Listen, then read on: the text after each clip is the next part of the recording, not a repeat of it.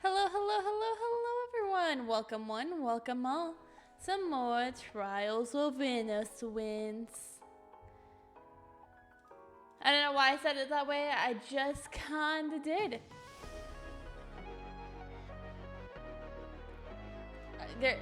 I don't know what you guys want me to say about that. It's just like last time we finished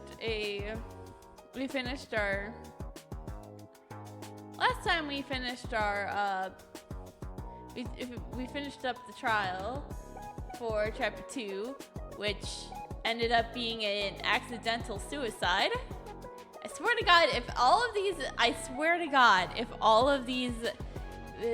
cases end up was like, oh, they so and so accidentally killed themselves because they were trying to murder someone, and then it's just like, oh, it's just these weren't actual cases. I hope that's not the case. I want actual murder and bloodshed. Well, there has been lots of bloodshed, but I want actual murder, not just oh no, they accidentally stabbed themselves or something, or oh no, they accidentally fell from a high place. I want actual murder and death and bloodshed. I might be a very aggressive person. Whoa. Crazy.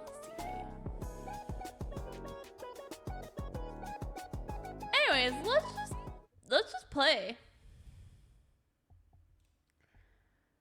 So we have done that one. Now let's work on this one.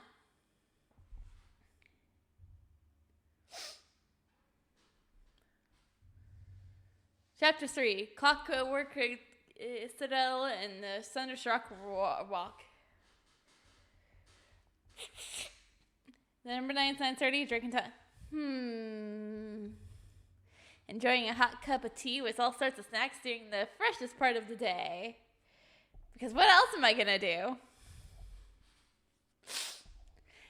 Along with the impending finale of a throne of games. This feeling is just so perfect. Sis Luna, you look really happy. Ah, Annie, good morning. Isn't this Throne of Games? I read its original novel a long time ago, and no spoilers, please. Ah, Sis Luna, suddenly got so scary. Sorry, I overacted, but spoilers are just so annoying. Tell me about it. Luna. God, I hate with a burning passion, motherfucking heat. Cause now I should really probably just turn on my air conditioner, but I don't want to. Cause I would have going into my living room. Hold on, I gotta blow my nose.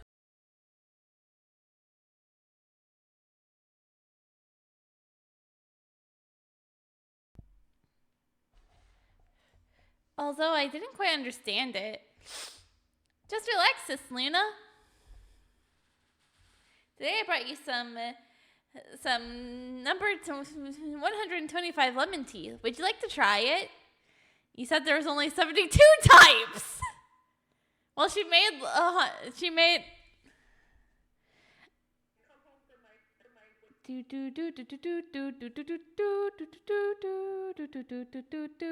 Well, she simply just made 53 more. It's not that simple, Luna. It's that simple, Luna. All right, please. 3 months have passed since the Lemon Village case. The Drinking Thomas Co. has been running smoothly ever since. And Annie Lemon, shortly after the case closed, left the village and embarked on a journey. After visiting some natural escapes, she decided to live in the city for a while and experience the modern life. We are one of the few friends she has in the city, so she found her way here with the address I left. Currently, Annie lives in a small apartment near the law office. She often comes by to assist me. By the way, she is an intern and definitely not child labor. Do not go spread around rumors.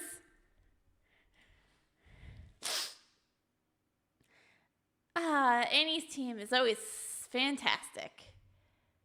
I'm happy you like it. What shall we do today?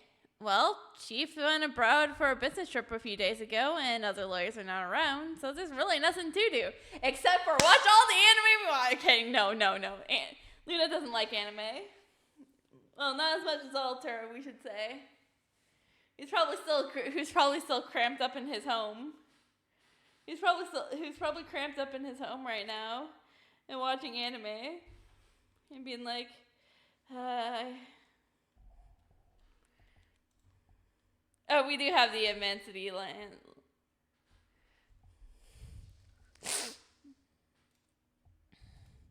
Why not turn on the TV and see if there's anything interesting on? Well, watching TV is also a type of work. I'll keep that in mind. What are we doing? God.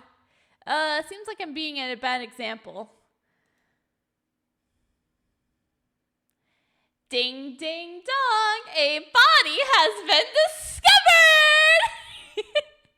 Sorry, the Danganronpa and me took it over. Next headline. The highly powerful remote-controlled time bomb HMBX-3000, which strangely vanished from a military site in Oregon in 2018, may reappear after 6 years.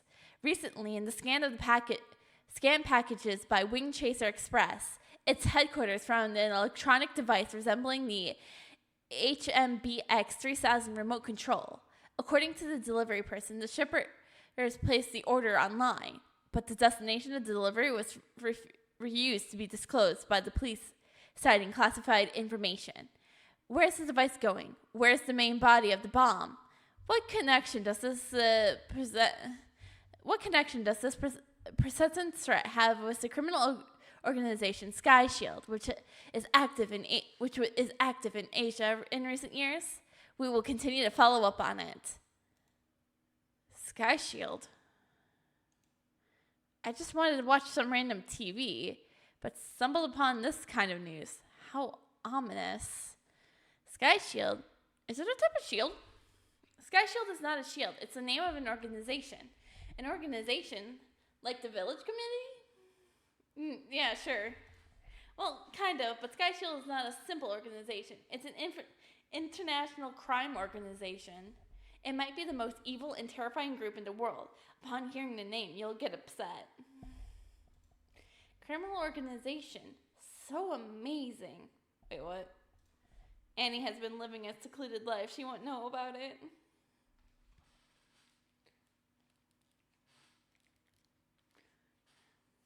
Oh man, whatever shall we do? Maybe I should explain it to her one day. How about right now? Because I feel like there might be a murder afoot. Oh, first things first. Sis Luna, how did you get this license? Well, to officially become a lawyer and get this license, you have to go through a special qualification exam. Qualification exam? The name's so weird. It's qualification exam. Simply put, it means I need to go to a place and sit and answer some people's questions about justice. If they think I'm doing all right, I get this license. Yeah, but there's so many people in the world eager to be lawyers. Can't those people handle the questioning? Oh, definitely not. So they put their questions on a piece of paper and call it an exam paper and hand it to us. Wow, doesn't that use up a lot of exam papers every time? It seems like a waste of resources. Yeah, you might have a point there. So exams are a bad thing, right? I totally agree. Wait, do I really have to show this to Annie? There's even her voice recording in here. No matter how I think about it, it's just too embarrassing. I better drop it.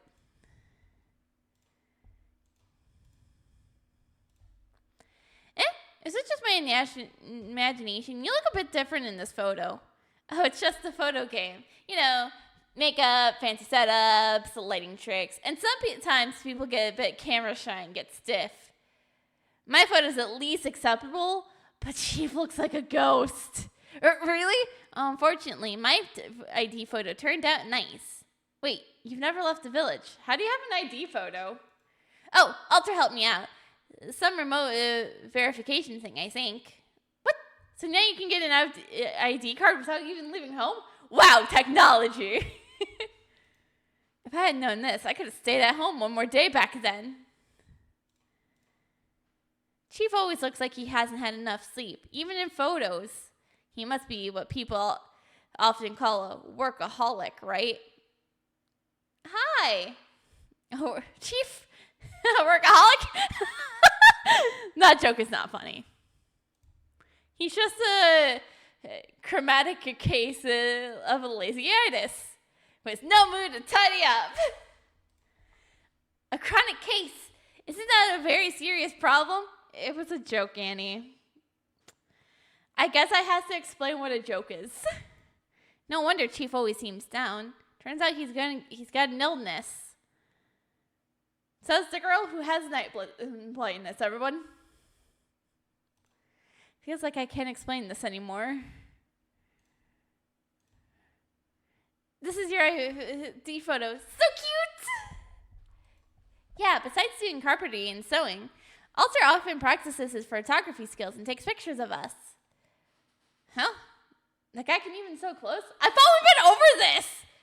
He has made Annie cosplay, basically! Of course, Alter has made several costumes of anime characters for me to wear. What did I say about it? What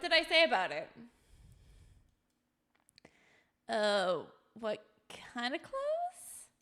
There was many, like elf outfits, maid outfits, and even bunny girl outfits. Alter!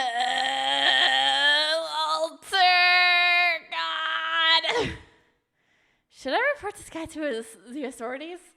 Who are you going to report him to? He lives in a secluded village. Just report him to his parents. Oh, wait, they're out of town a lot.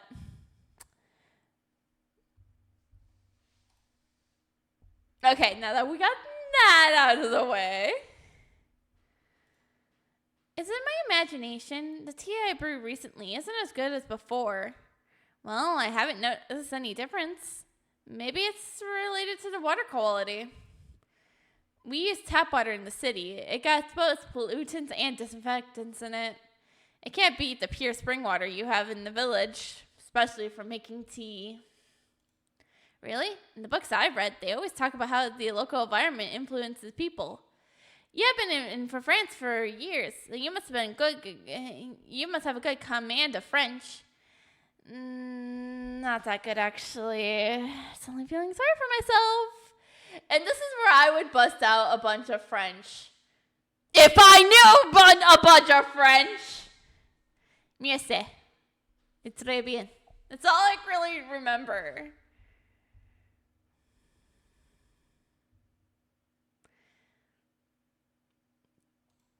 I traveled to many places with Volkram, enjoying the landscape and visiting various villages. The more I see, the more I realize how colorful the outside world is. You're right. Now you'll stick with me, and when there's free time, I'll take you around the city for a spin. By the way, where is Wolfgang Caulfield? Wolfgang said he's going to go back to school for something important. It seemed to be a mode up mouse or something. Probably a makeup exam. Not surprising traveling outside every day. It'd be a wonder not to fail subjects. How about the other villagers? Well, I sent an email to Alter every day asking how everyone's doing. Thanks to Dr. Vincent, Granta's condition has improved a bit. He even went for a morning run in the mountains yesterday. Morning run? You better tell him to take care. Phew, as long as they are doing all right, that's all that counts. Is it already 9:50 a.m.? Yeah, any problem? I remember that Chief usually stumbles in around this time. Scratching his head and muttering about, well, I made it on time again today, or something like that. That's him. But Chief has been on a business trip recently, so you probably won't see him for a few days. Business trip? Yep, a business trip. It's when you go to another city or country or for a few days for work. I've never been on a business trip, and I probably never will be on a business trip. Someone take me on a business trip, please. I mean, can we argue that the trips to go see the mods are business trips? No, they're not. Those are for purely entertainment. Of, playing board. Because yes, such serious business we do. Playing games and watching anime. Wow. Seeing St. Louis, that too. Ah, sounds interesting. I want to go on a business trip too. Whoops. I haven't been on a business trip since I'm here, let alone you. Where did Chief go on his business trip this time? Well, I shouldn't have mentioned it. It's so annoying. Chief went to the Republic of Neon. The Republic of Neon. That's East Asian island that was profound culture and breathtaking natural scenery is paradise. He claimed it was for an investigation, but who knows if he sneaked off to have some fun. So annoying. Sounds interesting. Can I go next time? If there's a next time, I'll definitely let Chief take us. It's too cunning for him to enjoy it alone. Yeah, Chief is really cunning. I'll keep that in mind. And it'd be like a meanwhile with Charlie. He's like, God, this is so annoying. Seems like I am corrupting her. Excellent.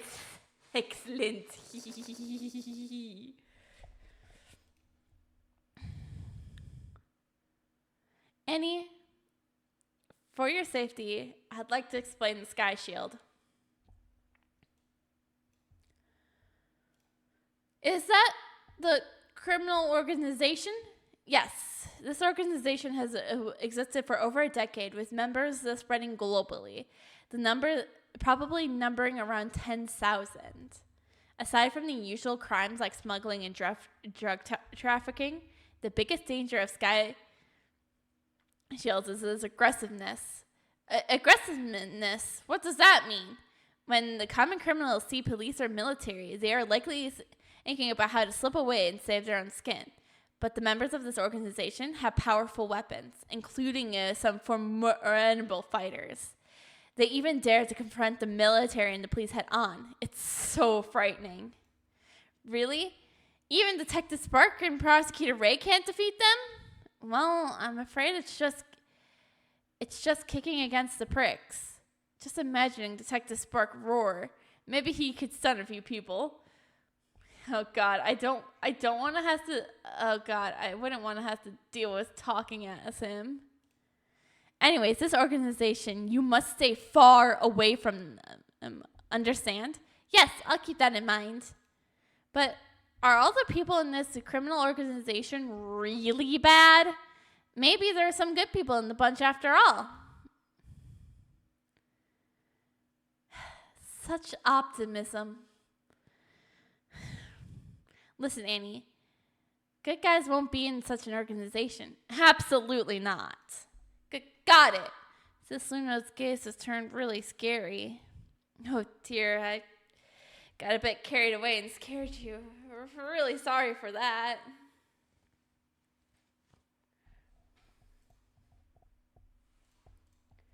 Phew. How can I stay calm about Sky Shield? After all, you're the masterminds behind that incident. By the way, I brought the newspaper from the mailbox while going upstairs. I remember something about Sky Shield in the front page today. Oh, let me see it. Main context summary. In 2018, a high-power remote-controlled time bomb model HMBX 3000 mysteriously disappeared from a military base in Oregon, USA.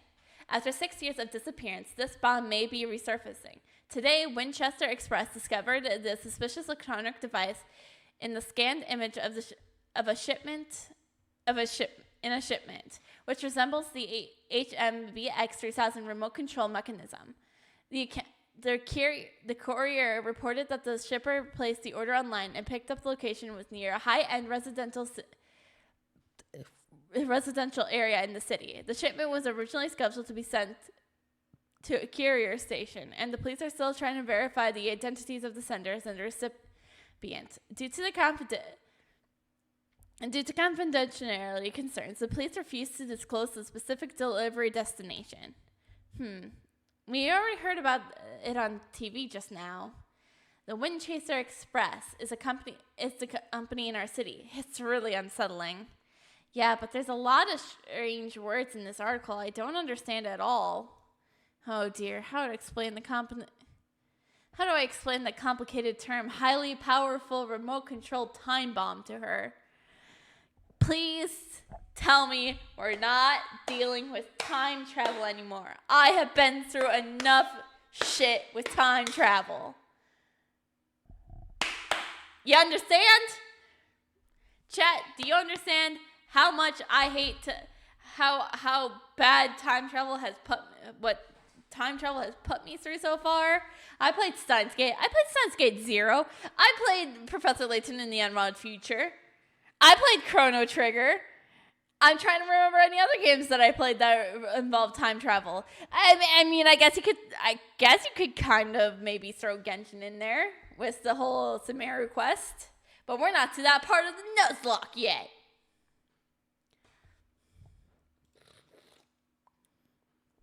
Anyways, it's about something powerful, right? Exactly. You're so smart. Phew, that was a close call.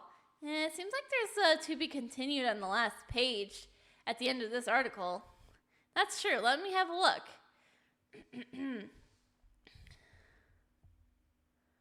In 2018, the newly exposed crime organization Sky Shield orchestrated the infamous 310 Cuba Stadium explosion in the capital city of the Republic of Neon. Wait, that's where Charlie is! In order to decimate against the country, Sky Shield detonated a small bomb in the audience area, resulting in 27 deaths and over 100 injuries. In the same year, a high-powered bomb was stolen in the United States, further sounding the alarm for the world. If the bomb were to fall into the hands of Sky Shield, the consequences would be unimaginable. For the past 6 years, Sky Shield has ramped up its criminal activities, with its most devastating attack targeting East Asian countries. Despite the organization's large membership, its high-ranking heads have remained in the shadows, and Interpol's years of effort to dismantle the organization have yet to yield very limited results. Experts predict that Sky Shield's next target will likely remain in East Asia. It's a review of the 310 Cubic Stadium explosion. That was a terrifying incident. Better not let Annie see it. If I want to read it in detail, check the expedition when she's not around. I haven't finished yet. Alright, there's nothing significant on it. Let's watch TV. Breaking news flash. Joseph Crimson, the director of the Crimson Ultra-Realistic Robot Research Center, hailed as a once-in-a-century genius, was found dead on November 8th in the research center where he worked. Currently, the police claim the center holds confidential data, including military tech, which leads them to withhold further detail. Next, we'll broadcast the biography of director Joseph Crimson. What? Please don't scare me. It can't be true. Joseph Crimson? He's dead? Sis Luna? Is it a coincidence? Or wait. Stay calm and keep focused. It might be a golden opportunity. Annie, I'm here. Pack your things. We're leaving now. Leaving? Where are we going? Of course, to the Crimson Ultra Realistic Robot Research Center. Is this the place mentioned on the TV? I still don't quite understand what robot means. Well, a robot is... there's no time. I'll explain on the way. There's something I must confirm right away. The research center must be in chaos right now. This is my best chance. Got it. And since something so important to Cicely, I will go with you. As long as I have you by my side, Annie, I will be afraid of nothing. All right, let's go. I don't know if it's an accident or a scheme. The Crimson Ultra Realistic Robot Research Center, Sky Shield, and Joseph Crimson. These words related to the incident 5 years ago are appearing at the same time. What's happening in this city?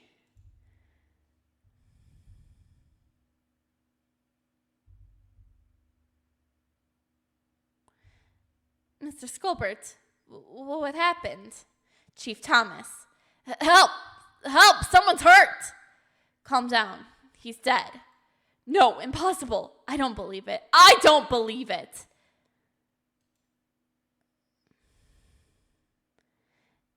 The Crimson Ultra Realistic Robot Research Center is located in the suburbs, so it takes some time to get there from the office.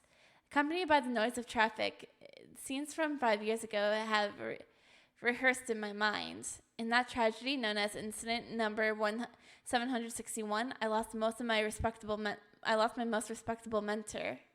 Due to the uniqueness of the case, the investigation has been sealed since then.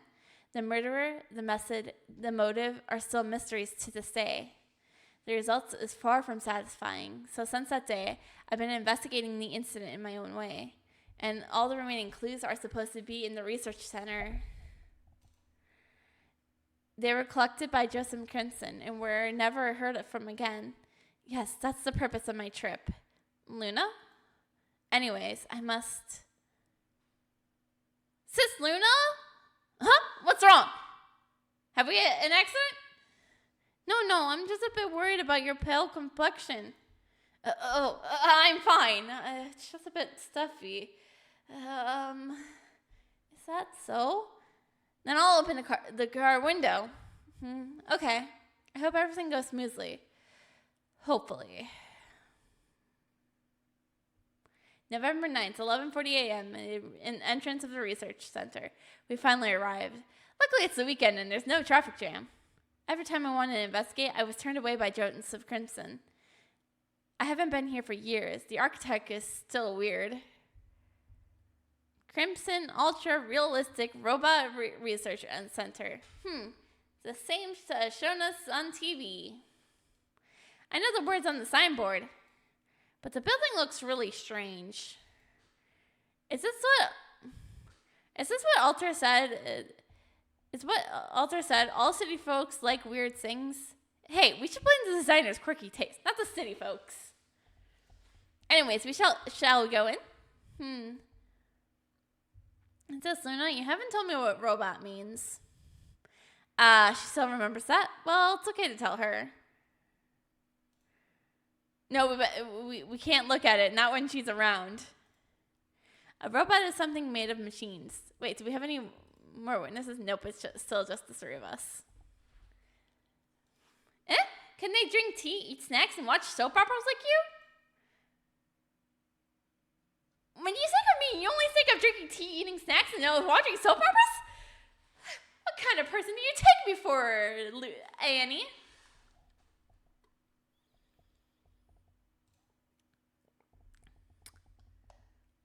Generally speaking, robots are created by scientists to replace humans in labor. Their appearance may not be necessarily human-like. Things like mechanical arms and automatic vacuum cleaners count as robots too. They probably won't do meaningless things like slacking off. Like Chief. Oh, I see. I thought maybe I could get a robot to taste the tea I brew. That would probably cause a short circuit. Unless... Yeah, who cares? However, the robots created by this research center are a bit different. After all, their specialty is ultra-realistic, so they've been dedicated to creating robots that look exactly like humans. Though they still can't drink tea, probably. They can think and talk like humans, even blend into the crowd without being noticed. So maybe they can drink tea. Wow. That's so impressive. If their research is successful, will there be many robots walking around in the streets in the future? It gives me the chills just thinking about it. Well, anyways, robots are just puppets made of lifeless materials. Even if they are ultra-realistic, they still need human commands to do their work. No one would be so idle to give them a command to wander around the streets aimlessly.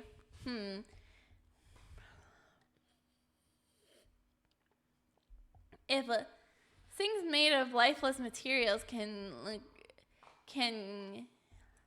be created to look like humans, then do people still need to deliver children? That's a really profound question. Many sci-fi movies depict a future where robots replace and even enslave humans.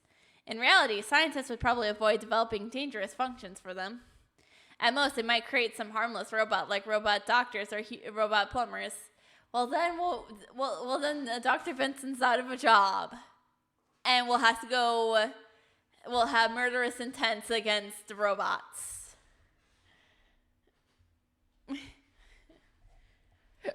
How about robot lawyers then? I never thought about that. Hold on. If that really happened, Chief and I would be unemployed. If it really happens, at least Chief owns a law office. As for me, a lawyer who hasn't handled many cases and isn't well known, it would be a dead end. Whoops. Hey, you two girls over there, get away from here. Wow, what a commanding voice. Father! This is the woman who gave me Alokito vibes! She's so pretty! God!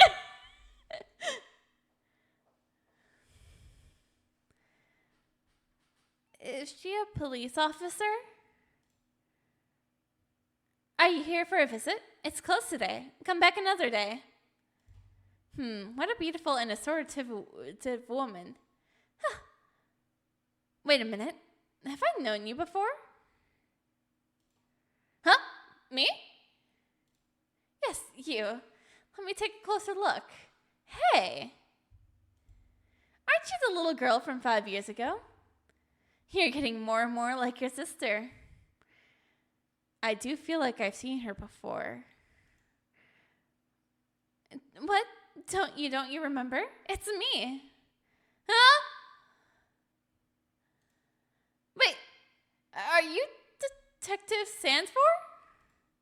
Oh, my, how time flies. I almost didn't recognize you, sweetie. Come on, let me pinch your cheeks. Ah, my face! Oh, look, her name tag reads Tessa Stanford. Having a name tag on one's own name is probably a sign reserved for high-ranking officers.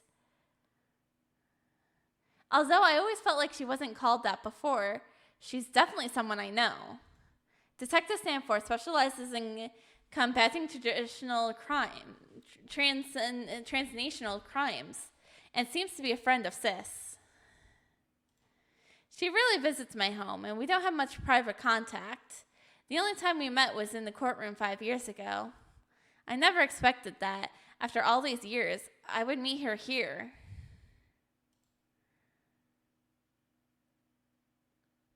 Detective Stanford, have you pinched enough? All right. I couldn't resist pinching your cheek, sweetie.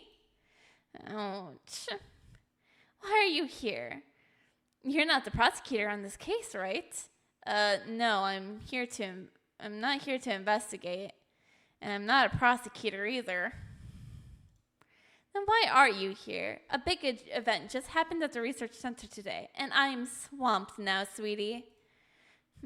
Hold on. If Detective Stanford is here, then does that mean you're in charge of the case? Of course.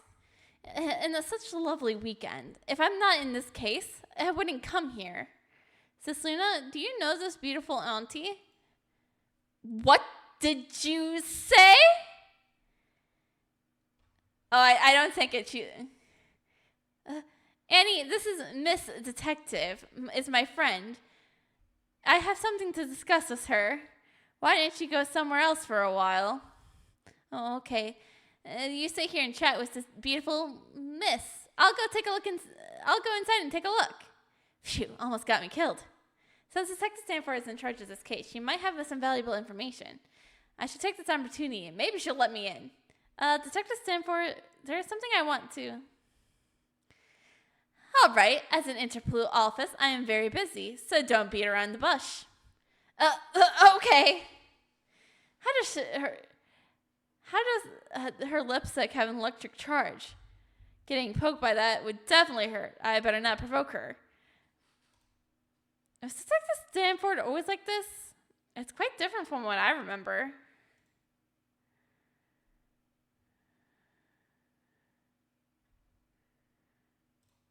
First things first. Okay, I guess we can't present. Oh, duh. Wow, it's been years, and once the little girl has become a big shot lawyer. That title's too much for me. I haven't taken on many cases yet. I've taken on one, to my knowledge. And I don't think I was anything like a green little girl 5 years ago. Wait, green little girl? That's not you at all. It hurts a little to hear you say it. Sweetie, are you trying to pull the connection card? No! I have to make it clear. That trick will not fly with me. I totally get it. Whoops, this X Stanford is scary. Better not throw irrelevant things at her.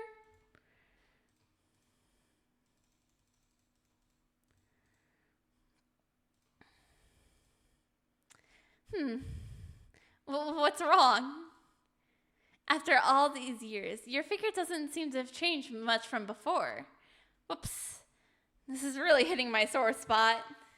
I've been trying to get a proper nutrition, but no matter how much I eat, it doesn't work. Hey, didn't expect you to actually care. Take my advice, sweetie. Keeping yourself as healthy is way more important than stressing over your shape. Plus, your sister and notable lines are not made up by eating. Well, you really don't need to envy her. Okay, nothing about Charlie. Good.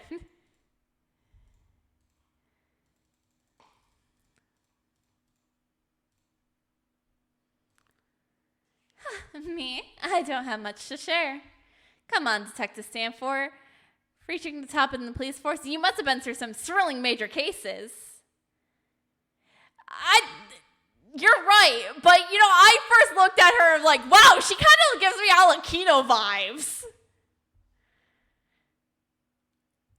And, Stella Ray, who you may have seen before, does give me kind of Cloran vibes, like a little bit. Like, she was briefly seen in the last case. And you remember how I was saying there was a character who gave me Alakino vibes? This was her!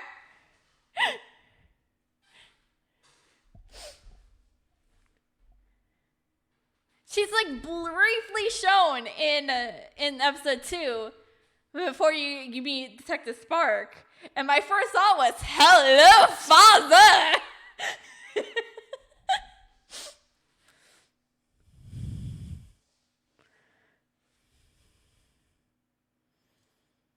Major cases, not subjective.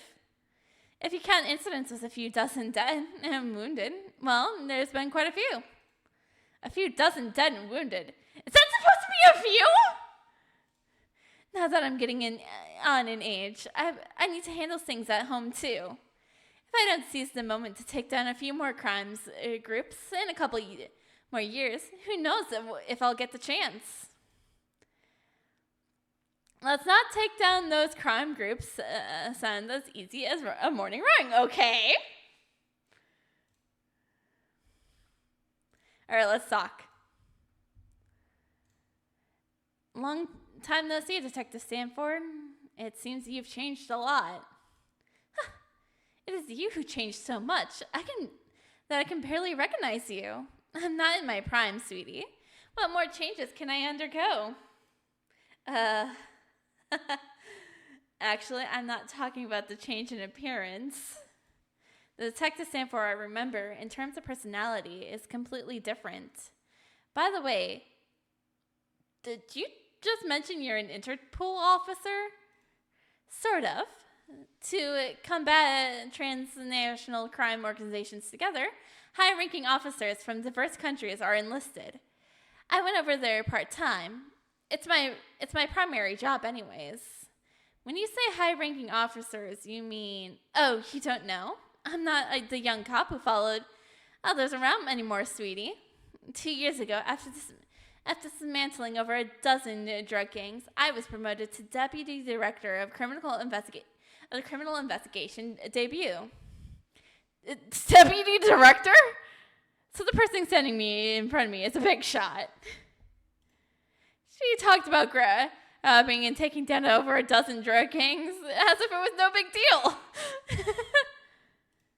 Should I call you Director Stanford instead? Huh, spare me the formalities. Stella calls me Tessa. You can do the same. Okay, Tessa? Whoops, I can't make it. Forget it. Anyways, since you're not here to investigate a case, why are you here? Maybe being straightforward with her is okay? Can we just go with the chief's out of office right now because he's in the Republic of Neon, and so we are bored? Well, I'm actually investigating another case. I feel like there might be some clues here. Another case. You're not talking about incident number 761, are you? As expected, Detective Stanford, being one of the involved parties, would never forget this case. Well, I really feel like I gotta sneeze. This ain't good. I hate the feeling that I can't sneeze. Just let me sneeze, damn it.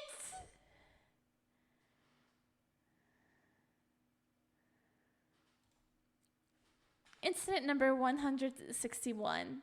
Oh no, I shouldn't have brought this topic to her.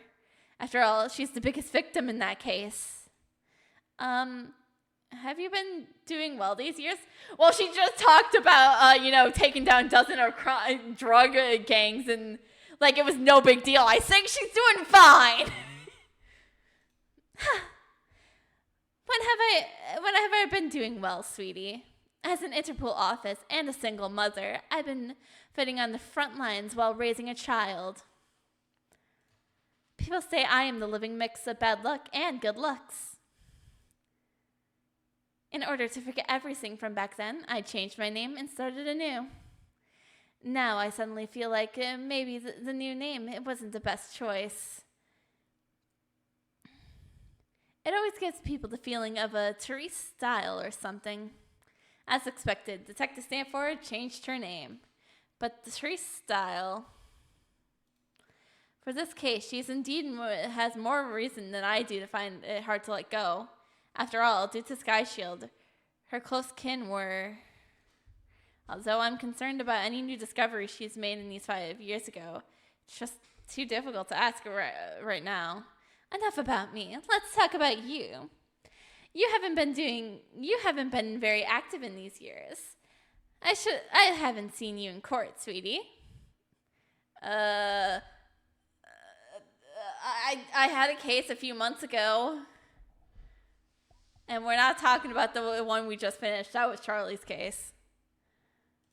Well, I went abroad for studies 5 years ago and just returned this year. Wow, you went abroad? Did you encounter gang shootouts and smugglings or something like that? How could that happen? No, what a pity. I wanted to hear some crime stories from abroad. If I really encountered them, would I be able to stand here and talk to you? Detective Stanford, is it okay? If it's okay, I'd like to get some details about the case. Are you going to take over the case? No.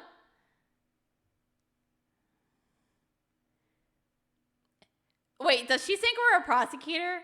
Because that's what Stella wants us to do? No, then you cannot get any information, sweetie. If you want information, you need a legitimate identity. Even if we know each other, I cannot bend the rules.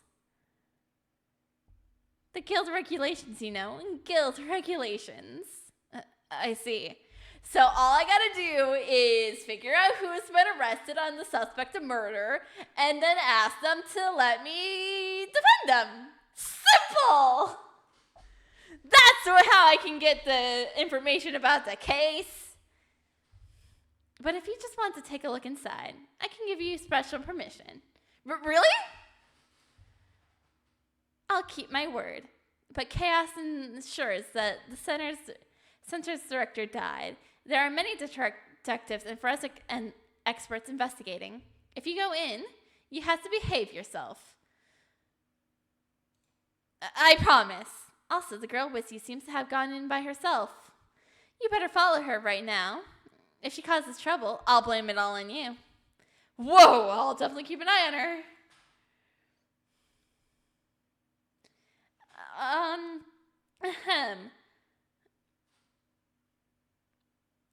the way here, I caught a pickpocket and tied him up in the car.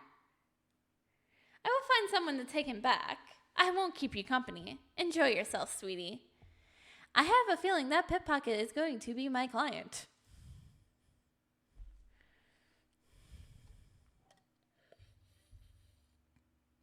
Huh? Detective Sanford? I still have questions. Never mind. Even though I didn't get any useful information, at least I got limited permission to investigate. I better hurry inside and find Annie.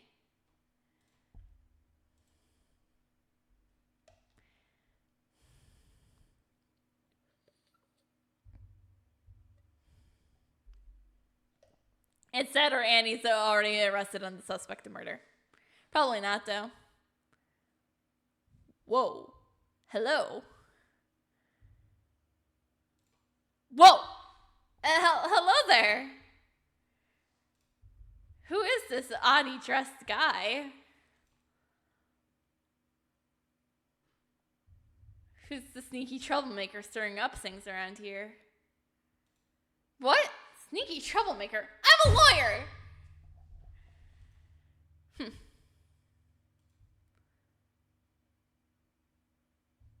Hey! Just walked away. It is a research center for cutting-edge technology, isn't it? But why is someone dressed like a swordsman here? Could it be someone shooting a costume drama next door walked into the wrong place? Ah, Annie! Sis Luna! Sorry I chatted for a while. You didn't cause trouble, did you? Because the blame would be put on me! I'm a good kid. I won't cause trouble. I just wandered around the lobby. Phew, what a relief. Then I saw a beautiful poster and tore it off. Annie!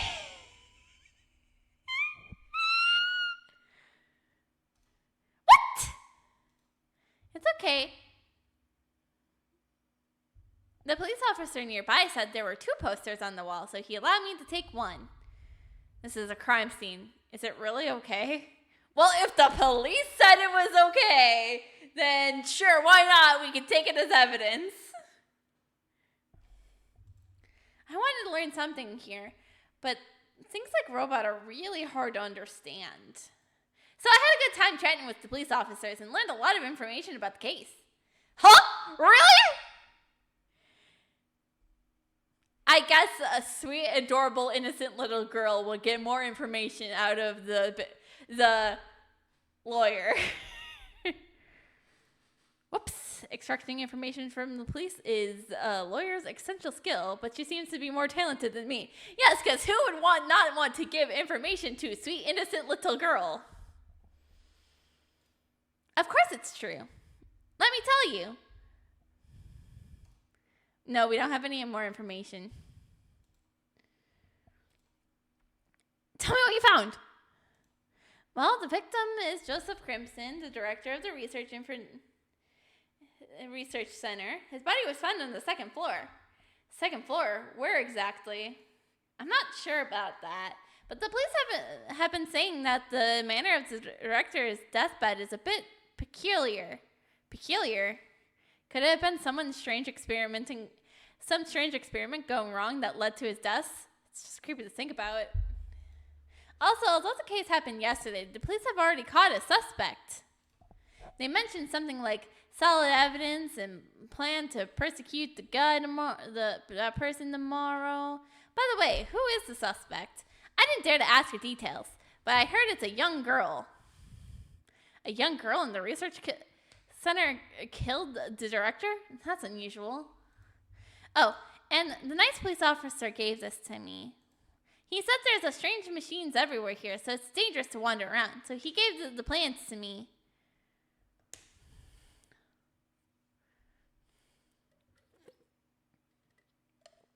This house plan of the research center? Is it a map? I saw it was a mural of three bow-knots. That strange structure of the house plan is due to the design of the building. I don't care about other rooms. I just need to see where the robots are placed. Found it. Robot assembly workshop. Right on this floor. Saves me from going upstairs. Annie, when you were wandering around, did you go to that room over there? Over there? I haven't been in there yet. I just took a look. The door was open, and there was no one guarding it. Great, let's go straight to the workshop later. Hey, can I take a look at that beautiful poster? Yeah, of course. Let me find it. Although the police said it was unrelated to the case, it better be take a look, just in case. If I accidentally destroy some important evidence, Detective Stanford's gonna kill me. Found it! Here it is!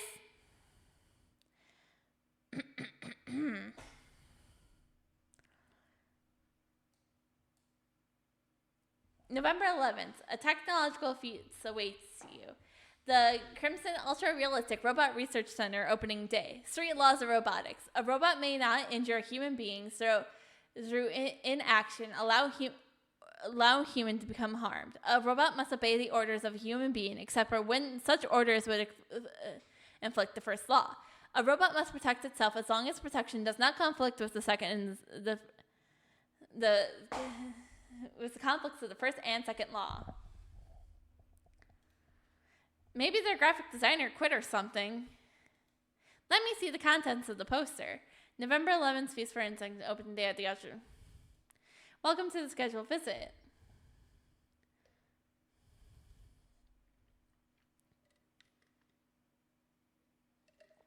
I was turned away by the director more than once, but now they have an open day? Look, there's more information below the poster. Huh? The 3 laws of robotics. What's that? 1. A robot may not injure a human being through inaction, allow a human to become harmed. 2. A robot must obey orders from a human being, except for when such orders would conflict with the first law. Number 3. A robot must protect itself as long as such protection does not conflict with the first and second law. Sounds pretty serious. Being a robot is so tough. You can see these words in most sci-fi novels. It probably just adds to fill the poster on purpose. There's some guidelines below, like prohibiting non-human entries from entering. Seems useless. No one would bring the pets to this place, I guess. Finished? Then I'll put it away. Yeah, since you found it, you can keep it for me. Wait, hold on. Can I just... All robots developed by the center are strictly adhere to above the laws, taking you into the science fiction worlds of Isaac Asimov.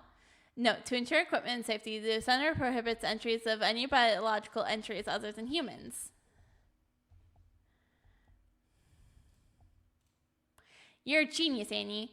Or in your first case, you made so many discoveries. Really? It's my pleasure to help you. Yeah, no time to chat now. Let's get to the workshop. Is it the room called Assembly Workshop on the map? Yes, if you can figure out the directions, check the house plan. Let's go now.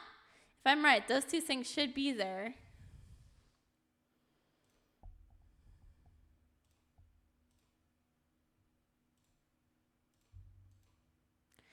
What's this? A notice? The electromagnetic laboratory on the 3rd floor is cleaned up from 5 p.m. on Fridays to 5 p.m. on Fridays to 5 p.m. on Saturdays. During cleaning, an efficient wash spray will be covering the designated areas. Entry is prohibited, so please prepare accordingly. Sis Luna, it seems to be Saturday today. So this electronic lab should be in cleaning process. Thank goodness I took a second look, otherwise I might have been sprayed with foam if I rushed in. Forget it, there's no need to go to other rooms right now. Let's hurry to the workshop.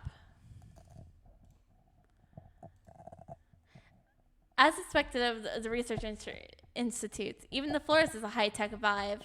Standing here looking down through the grids, maybe you can see rows upon rows of robot armies. Huh? That's strange. The material on both sides are certainly tiles, but the floor in the middle doesn't match up. Let me see. This is actually a rubber mat, so it's so springy to step on. What? It's just an ultra-realistic carpet laid out here? How disappointing. Seems like there are many small robots in the showcase with various colors and poses. They're Gundam! I don't know anything about Gundam.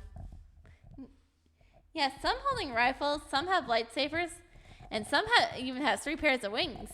Oh my gosh, like I said, it's freaking Gundam. I wouldn't know because I don't know anything about Gundam. Huh? These are just plastic garbage kits from animes. They're not robots. So they are just Gundam. Yeah, really? They look similar to the ones that alters the up. Of course, the big otaku would have some too. I thought there were some high-tech products, but it turns out it's just anime merchandise. Is this what the research center plans to exhibit at the opening day? That was supposed to be 2 days from now. Several garbage kits have labeled underneath the words gold. Are these really exhibits? By the way, what does this gold mean exactly? I don't know, Luna. I've never seen Gundam. And that's everything, yeah. Wait, no, we haven't. This corridor looks pretty fancy, but why isn't there a door? Sis Luna, be careful. Oh, my nose. There's a glass door here. Why do I have to wipe it so clean? Maybe it's to create a high-tech, dreamy atmosphere. Right now, all I feel is a painful atmosphere. Okay, now we searched it.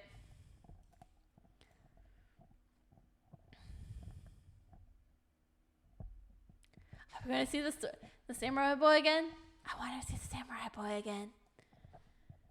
Is this the assembly workshop? Even if you don't read the signs, you can tell by just looking at the equipment. Is this where the scientists turn the machines into humans? If you put it that way, it's not entirely wrong, I guess? If I throw my alarm clock in there, will it turn into a robot? If they want it to, I suppose it will. Whoops, actually, I'm also confused. I majored in liberal arts after all. I suddenly feel sorry for Annie for being led into this world by someone like me. Sounds of tracks. Excuse me, is the person in charge here? Sounds of tracks.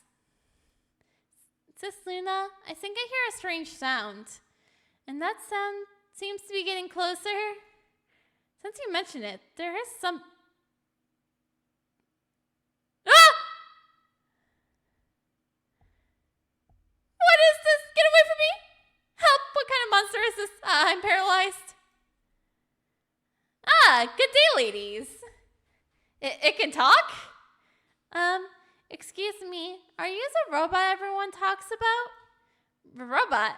Does this sing? Young girl, you know so much.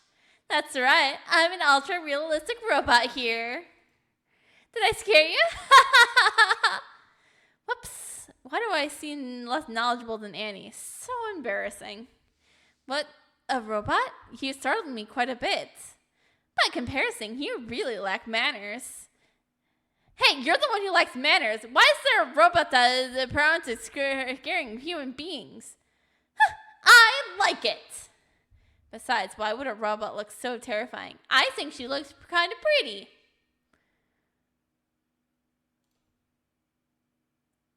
This is the Ultra Realistic Robot Research Institute, but it's so unrealistic. Hey, you two, listen up. Don't call me robot. I have a name. It's Cyan. Cyan. You're gonna call me by my name. Got it? All right, let's show Cyan some evidence. What's this? Let me see. Lawyer's license? Yes, it's my identification as a lawyer. Oh, why don't you just pin it to your chest like we do at the center? It's much easier, isn't it? And not to mention whether it looks good or not, poking a hole to wear it on my chest doesn't sound like a good idea. Then who could recognize that you're a lawyer anyways? I don't need to be recognized, thank you very much. I'm way more impressive than you. Everyone can instantly recognize I'm a robot. Who wouldn't recognize that? What's that? Want to throw it at the machine and crush it? No way, I'm just asking for your opinion on this. Well, after scanning, there's no information on it in the database. All right, sorry to bother you then.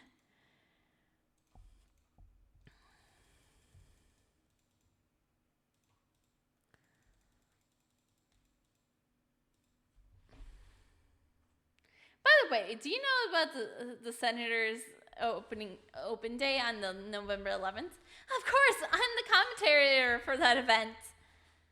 Wait, you? Since it's the opening day for a robot center, the host must be a robot. But you know, they didn't even put me on the poster. That's so really frustrating. If they put you on it, would anyone dare to sign up? These days, besides binge watching shows, all I've been doing is practicing commentary lines. Want to hear a bit? No need for that. But as a robot, you won't forget your lines, right? Is it necessary to put in so much effort to practice? Of course, without practicing like this, I will lose all intentions of the big event. It'd be so boring. Practicing just to create an atmosphere.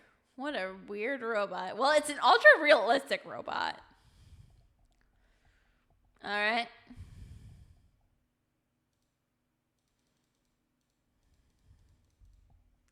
Okay. I figure she's not going to have much about us.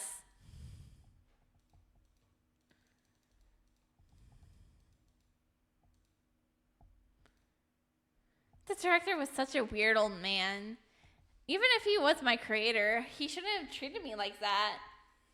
Fine, let it go. He just kicked the bucket. Let's drop it. That's a lot of resentment. But you still have some places that need repairs, right? What are you going to do now that he's gone? Who knows? Anyways, it's not my concern. As long as it's not causing trouble, I'll just go with it. Surprisingly optimistic, I must say.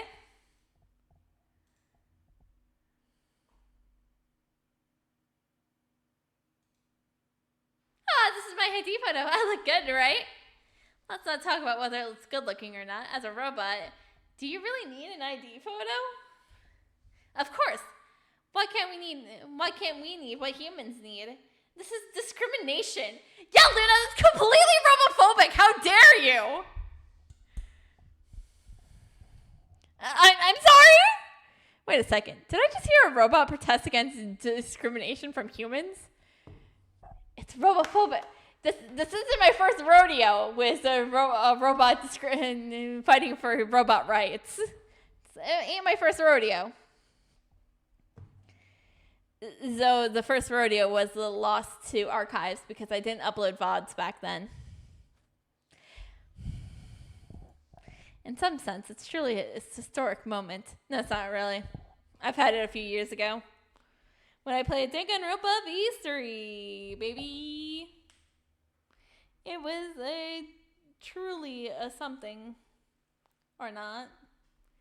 You know?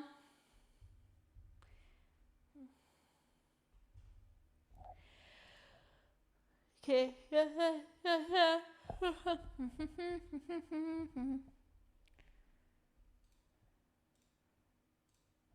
I'm Luna Ray, a lawyer from the Drake and Thomas Co., and this is my assistant, Annie Lemon.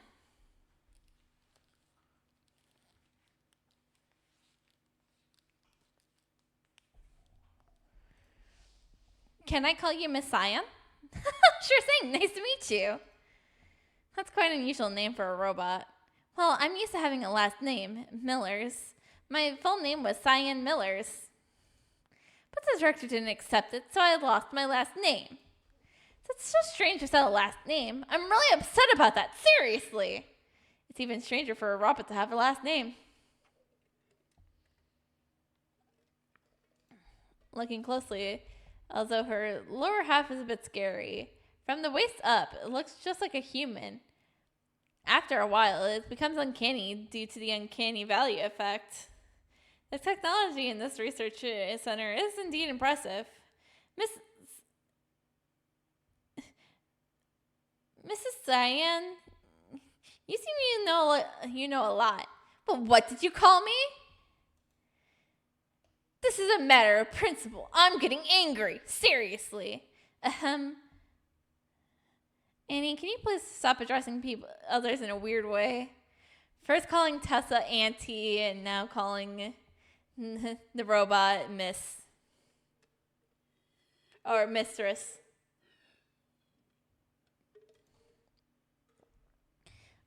Isn't Mrs. a respectable term? That's used for a married woman, but Miss Cyan looks quite young. At least for the upper half. That's right, I'm only 5.5 years old. How can you call me like that? If a normal person at 5.5 looks like you, I'd call her whatever she wants.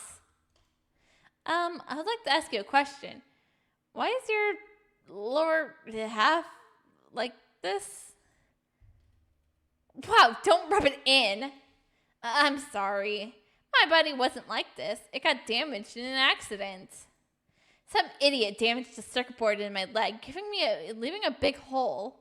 The director tried to fix it on and off for several years, but it still doesn't work. Now the director's gone, and my future is even darker. What a tragedy.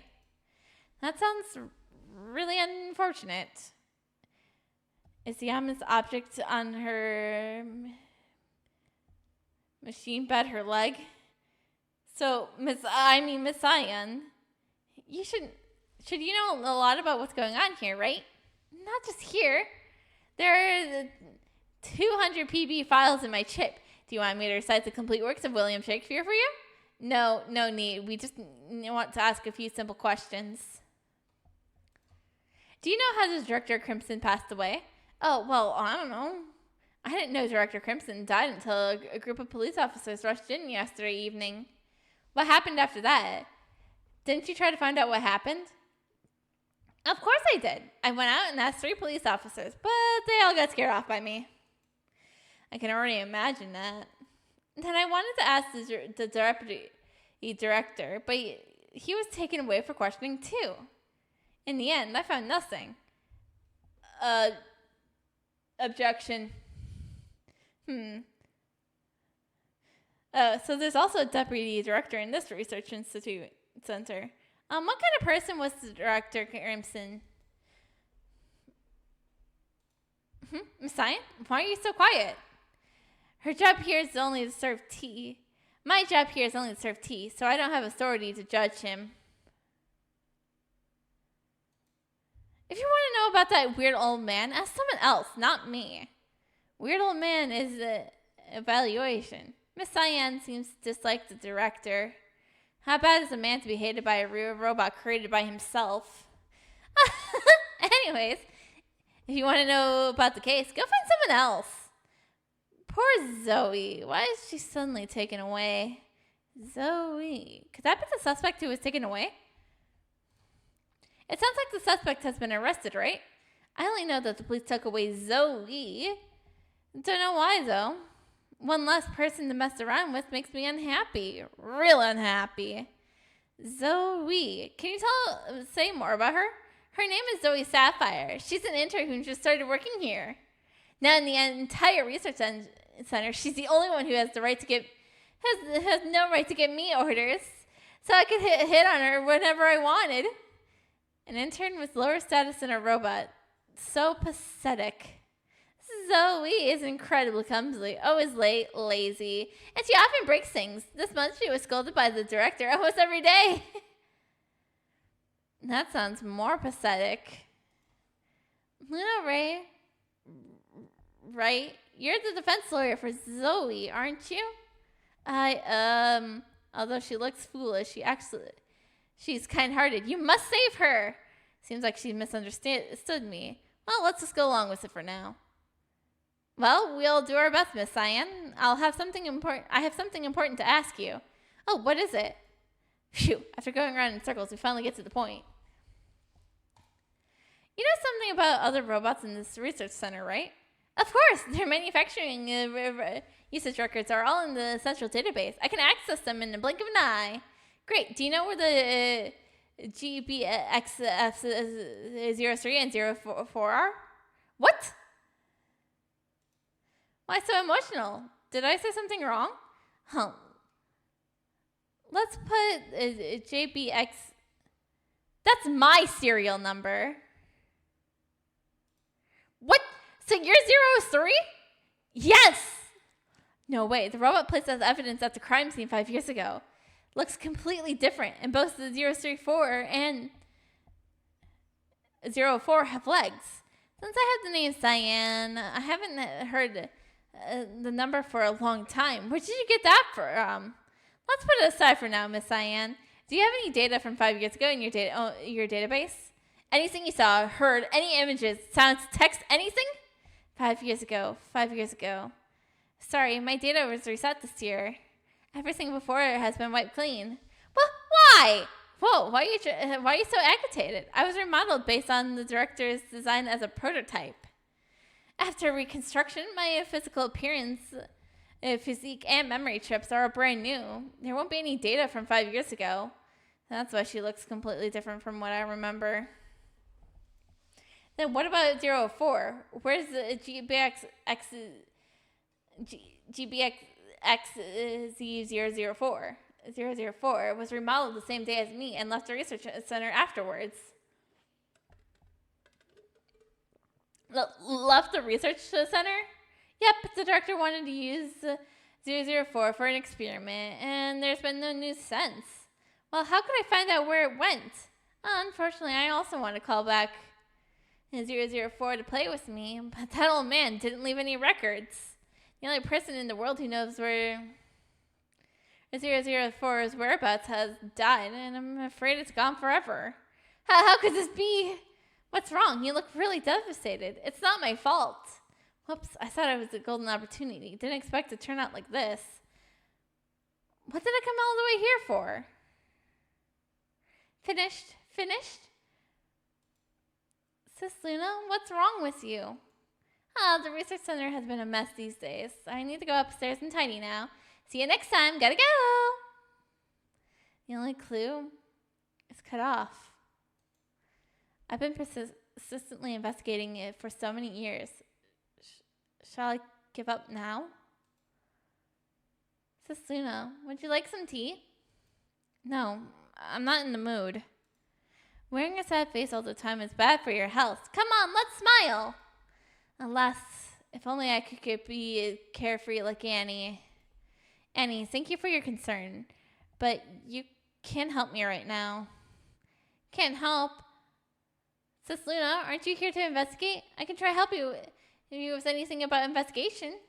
Actually, you can't. What I need to find out is very complicated. Well, even if I told you, you wouldn't understand. And then, are there no clues to what you're investigating? You're so unhappy. Well, you got it. That's true. I've read many cases handled by Chief and you since my arrival at the law office. I found that clues like lemon leaves are with various forms. It feels like you can compare everything to lemon leaves. For example, they can serve as both evidence and witnesses.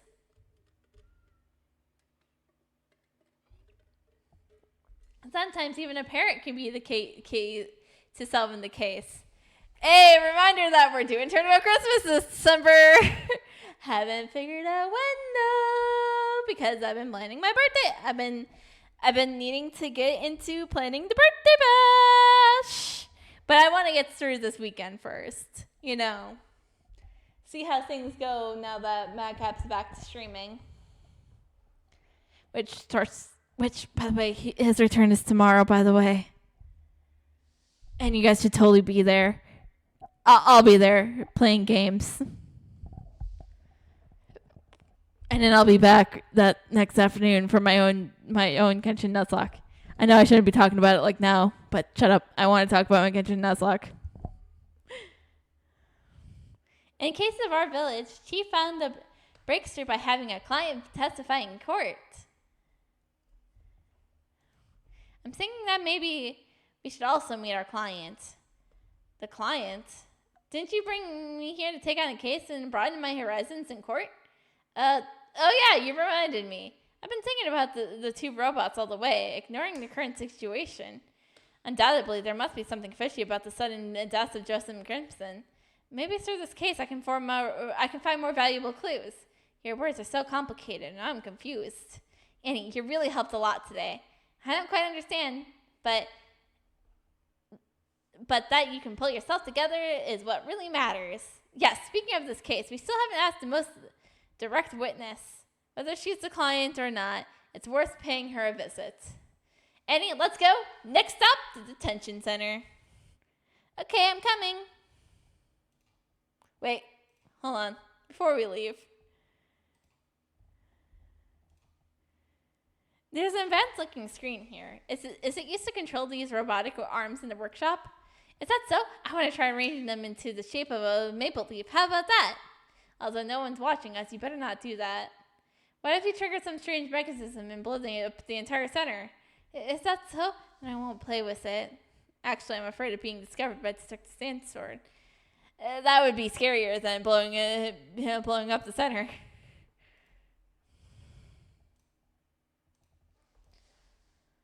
This should be called a lace, right? This one seems to be in operation. Is this thing on the top the broken leg of Miss Cyan? Yes, it would look even more realistic if you removed the metal sheet on top. Though I wouldn't know if it's mechanical, it's a bit hard to look at.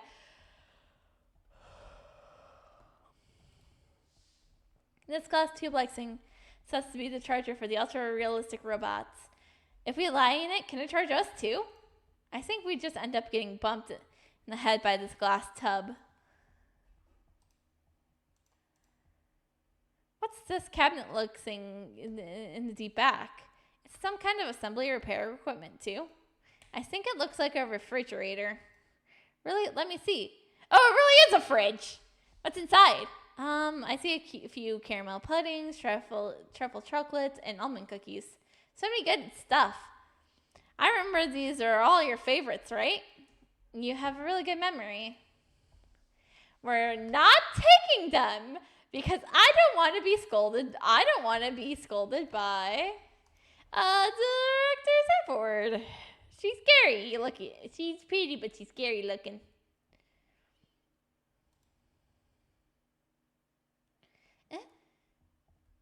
Is this the detention center? It's my first time here. Right. Those detained or arrested, but not yet tried or temporarily or held here. Somehow it feels a bit more luxurious than I imagined. The directions of this room are even better than Grandpa's bedroom. This is the first time I've heard someone compare the decorations of their bedroom to a detention center. The door to the meeting room is open. The person walking towards us should be the defendant in this case, right?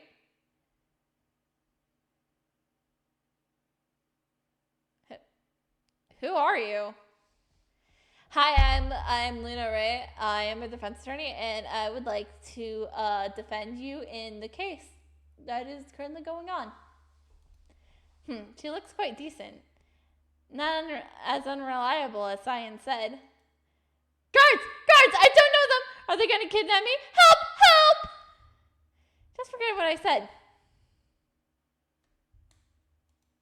Excuse me, are you Zoe Sapphire? Yes, that's my name. Well, hello, Miss Sapphire. Hello. You really won't kidnap me, right? Please, no. Say no. Of course not. I don't look like a human trafficker, do I? And how on earth can I kidnap someone behind bulletproof glass? Sis, Luna, Her hairpin looks really unique. Hairpin?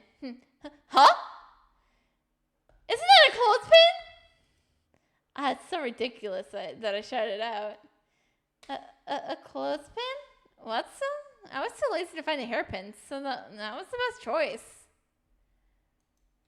You're so casual. Are you a talent cast scout for this fashion industry, right? Coming all the way to judge my outfit? That's really hard work. That's more absurd than taking me as a human trafficker. Let me introduce myself. I'm Luna Ray, a lawyer from Jerking Thomas Co. This is my lawyer's license. And I'm Annie Lemon, Cislina's assistant. What? You should have said that earlier. So you're a lawyer and an assistant. Thanks for your hard work. So when can I get out? What? Okay, so we got the case. Cool.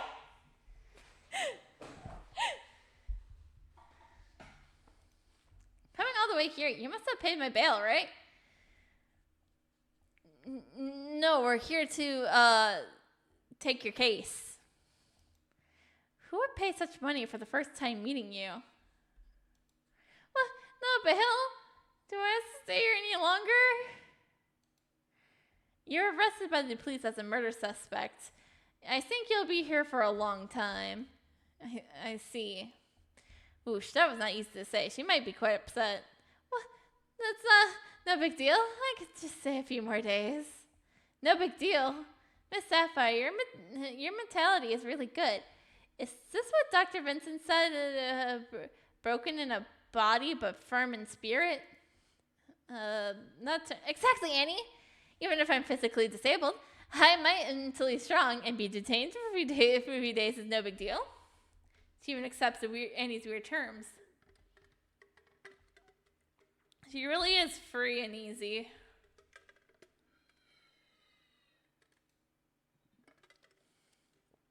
Anyways, I have a few questions for you.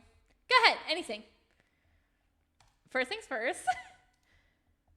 I told you if you had shown this earlier, we wouldn't have gone through all this trouble when we first met. I don't remember you saying that. What? Have I mentioned it before? No, you haven't. Oh, never mind then. Let's just say I'm mentioning it now. That's the truth.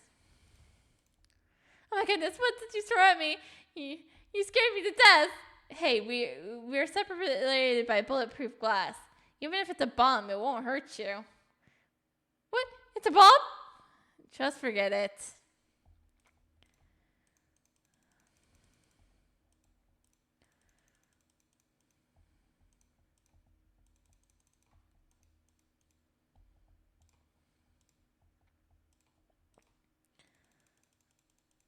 Okay.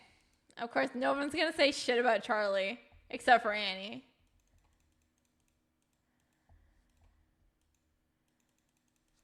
Does she have anything to say about anybody here? Well, honestly, I never thought about killing the director. I dreamed of his miserable death, but it kept flashing before my eyes at night. Flashing, flashing, flashing. Stop. If you keep talking, I'll get dizzy. Well, anyways, I didn't want to encounter such things next in my life. It's too terrifying. Even though Zori dislikes him, she didn't wish it for his death. Let's believe that for now.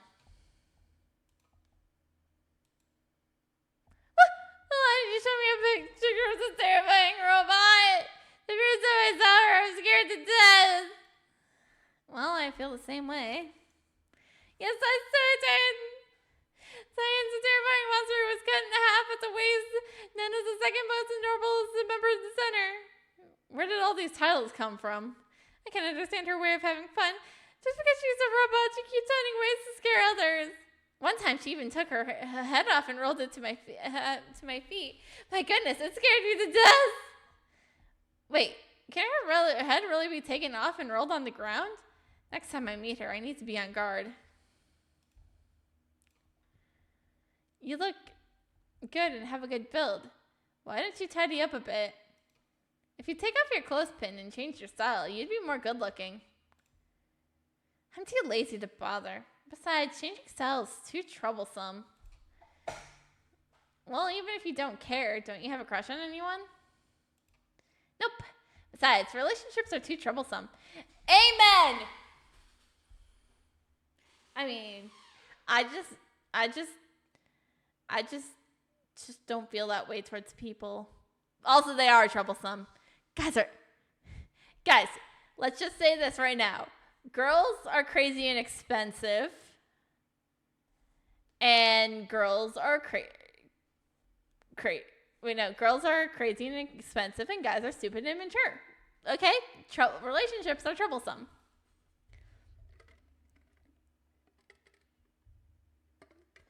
I remember you're older than me. Isn't your family urging you to get married?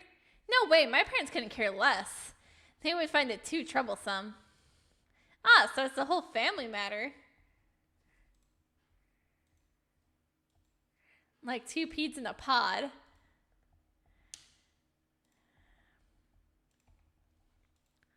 It occurs to me that the person sitting across from me is a suspect in an international murder case. Suddenly feeling a bit nervous. Maybe I should casually talk about something first. Miss Sapphire, you must be bored here, right? Not really. The food is decent. The environment's not bad. I would be even better if that guard would play poker with me.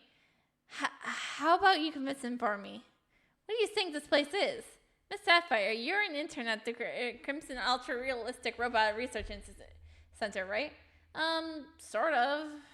What a vague answer. I remember saying that you've only been there for less than a month, right? She also said that you're an intern, so you don't have her fight? Not fight, it's right. You met Cyan? Why didn't she tell you some of my merits? Actually, she mentioned some worse than this. What do you usually do around at the research center? Well, you know. Why are you suddenly being evasive? My job is so high-end, elegant, classy, including delivering experimental materials, cleaning lab benches, and tidying up equipment, stockrooms, and stuff. Isn't that just doing odd jobs? Don't say it out loud.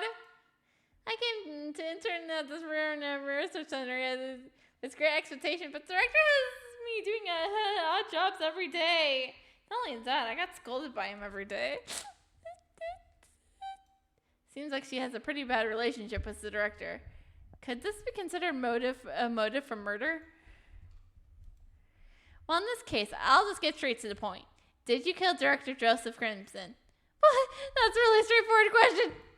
I'm not as good as Chief in analyzing emotions and playing with words while observing reactions. This is my strong point. The reason I'm so straightforward is that I have that weapon. Thanks to that Taku, I can bring out this oddly shaped thing casually. Luckily, Miss Sapphire is behind the glass, so I can just present it to her from a spot she couldn't see. Miss Sapphire, I hope you can be honest. You're already arrested, so don't worry about saving face or anything. What? Fine, I see. Even though I'm usually careless, I would never do something like murder. I'm also curious about the deaths of Director Crimson, but it really wasn't me.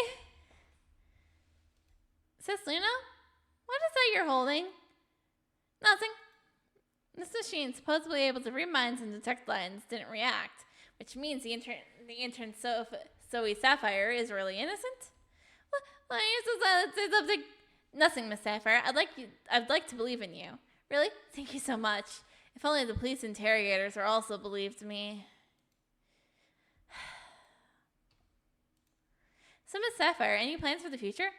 In the future, if they won't let me go, I'd probably be prosecuted ASAP, right? So I need to find a lawyer.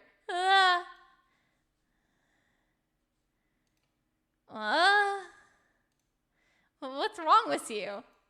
I just thought of something. You're a lawyer, right?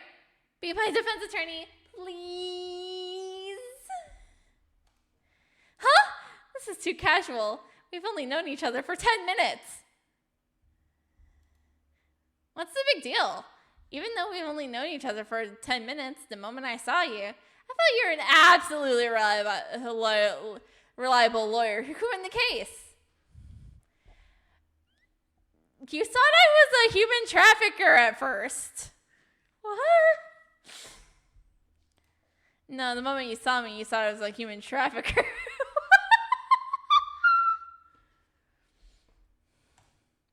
Until then, please, please, please, please. It's really unexpected. I came here to gather information about Joseph Crimson, but she's just a new intern. She's just a new intern who is innocent.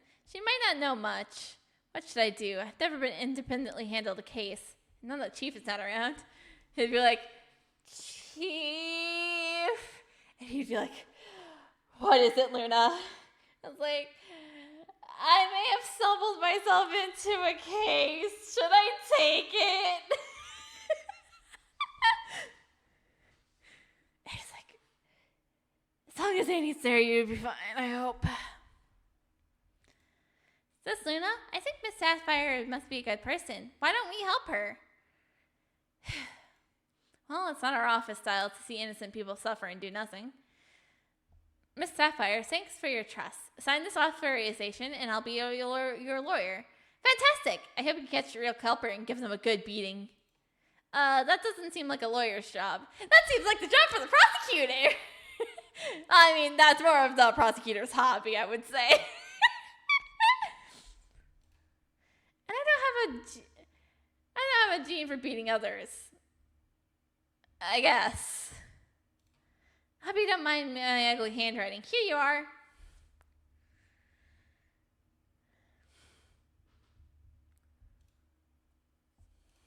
Is this really a girl's handwriting? Much rougher than that wolf howling guy.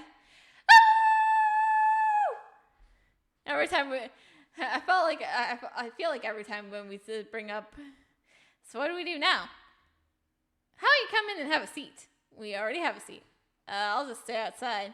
The first step after taking a case is to understand the situation. Please answer the following questions honestly. Can you tell me about your actions at the research center on the day of the incident? Oh, I just went about my day as usual. Going to work on time, having meals on time, going to bed on time. Nothing unusual. Huh? Isn't that the same as this, Luna? When did I ever sleep during work hours? Anyways, everything was normal. And in the afternoon, there was a heavy rain. You said heavy 3 times. Was it really that heavy? Oh yes, the howling wind, thundering lightning, and as if it was foretelling someone's death. Please don't make such a careless statement. Whatever. At that time, I was just looking at the sudden downpour outside the window. And then I went home in the pouring rain. What? That's it? Yep, that's it.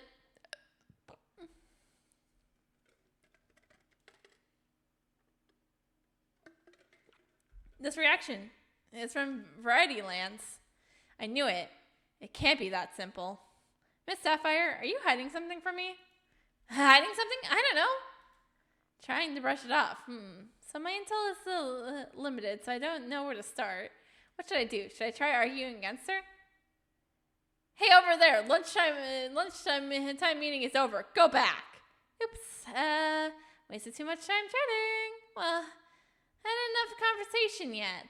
Looks like this meeting will have to end here, Miss Sapphire. We'll go investigate the scene now.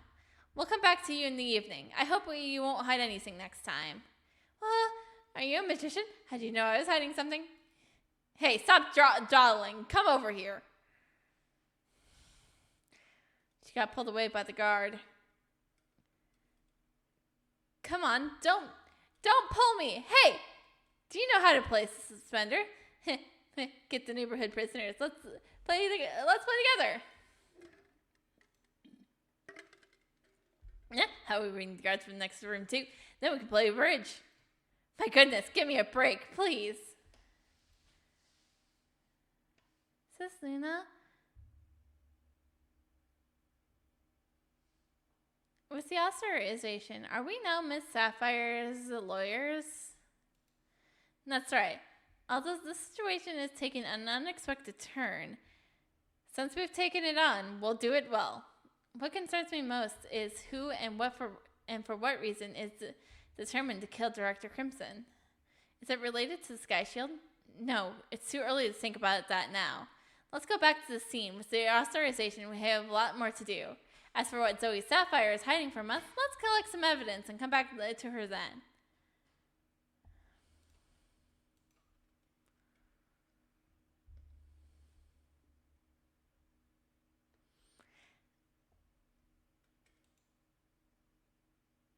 we're back again. Yeah, before we walked in, there was something we need to do. Where is it? Oh, here it is. Detective Sanford. Sweetie, what brings you guys back again? Lost something inside. There's a reason for it, you know. By the way, what's the name of this little girl? Oops, my bad. This is my assistant, Annie Lemon. Detective Sanford, nice to meet you. Is there something on my face? What a lovely girl. Come here and let me give you a little pinch. Detective Sanford, stop corrupting the innocence of the minors. Fish, that's no fun. We swear her being my assistant is not child labor. We swear. Detective Sanford, we're back for a reason. We got something to discuss with you. Oh, discuss with me? Yeah, for the sake of the investigation, I better quickly show her that thing. Well, it's about the only new evidence we have. Such a rough handwriting. What on earth does it say? This is my authorization. The suspect in this case, Zoe Sapphire, gave it to me. Wow, what an efficiency. Just a short while, you've already taken a case. Whether she's the money to pay me is still up in the air. Let me see. Let me take a look. Wow, you're actually going to defend her innocence. I thought you'd stand with Silas. Silas, who is he? Hey, just a heads up. It's smarter to stay away from the cases that are guaranteed loss. A guaranteed loss? Given our connections, I could offer you a little more information. It won't hurt that much anyways. This tone, it doesn't sound too promising. Detective Sanford, could you give us the basic details of the case? Not as much to say about the case. The cause of death is somewhat mysterious, but the murder is quite obvious. If I had known it would be like this, I wouldn't have bothered coming over and just handed it over to the loud-voiced guy. The loud-voiced guy. Is she referring to Detective Spark? If convenient, could you elaborate on the mysterious cause of death? Explaining it would be too much trouble. You better read it yourself. Time of death between 6 p.m. and 6 p.m. on November 8th. Cause of death, excessive bleeding. Victim's head and back suffered a severe impact from a large flat object. Whoa, she just handed me the opposite report like it's no big deal. Well, let me take a closer look. The cause of death is excessive bleeding. Got it. But what's this large flat object about? Judging by common sense, it seems like he died from a fall. Great! Why is everybody dying to falling? He accidentally killed himself, didn't he? It's like falling off a cliff. Another fall. Could that flat thing be the ground? If only if it was that simple. If he had to fall to his death, there has to be a landing spot. But so far, my subordinates haven't found such a place. Is this what you refer to as the mysterious cause of death? Not only that, take a look at this. What's this? A photo of the scene?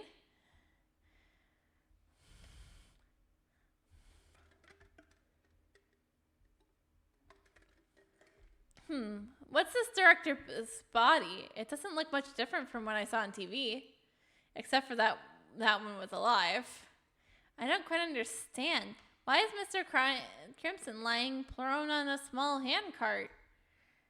This handcart was used by the research center to transport equipment. Huh? Could it be that the director fell onto this handcart and died? Are you pulling my leg?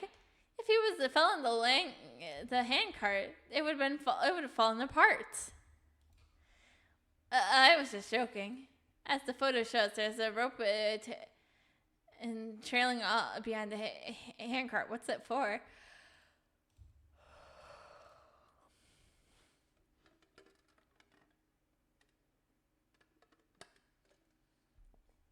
This photo is This is the photo the police took when they first discovered the body. It is placed on the second floor. It's a place on the second floor of the Research Institute. It's called the Biochemical Laboratory. Wait, the director died from a fall? Oh, didn't he?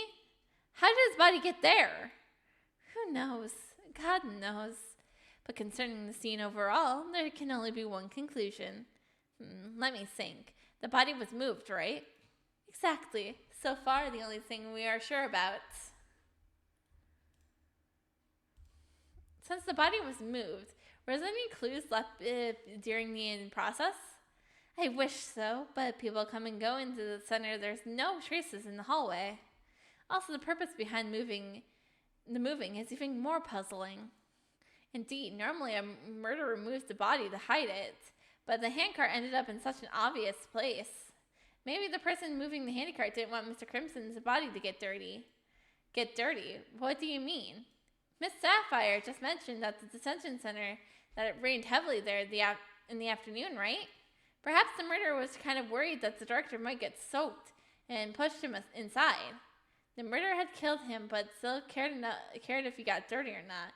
What kind of murder is that?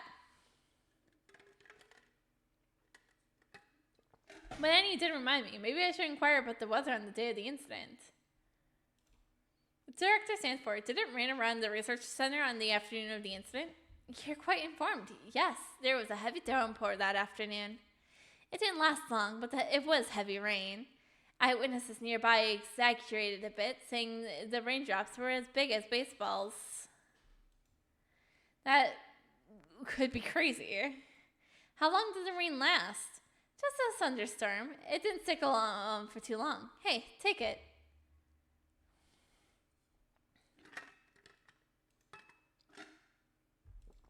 A weather report? Indeed, the rain didn't last long. Poor Zori just got caught in the rain at that time. Thanks to the rain, the ground around here got washed clean. If there was any spots of someone fell or a handicart was dragged, it would have been challenging for the police to find any traces. Looks like all the traces outside the center would have been washed away. Alright, I spilled everything I can. The rest is up to you. I'm already satisfied to get so much information. Thanks a lot. It's really good luck to have someone familiar from the police handling the case. I can't help but feel a little excited. No problem. Send my regards to your sister. I'm off to meet Silas. I was just curious just now. Who is this Silas you mentioned so many times? Oh, him? He's a cute young boy. Cool style, not much of a talker. How will this reserved boy handle the courtroom? It must be interesting to see. Handle the courtroom? Wait, are you talking about the prosecutor for the case? Yeah, what's up? Haven't you heard of the rookie prosecutor, Silas Sherbert? You say that he's a rookie, then how could I have heard of him? But since he's a rookie, he won't be too difficult to deal with, will he? Yeah, no, it's not like he's just some grand master or anything.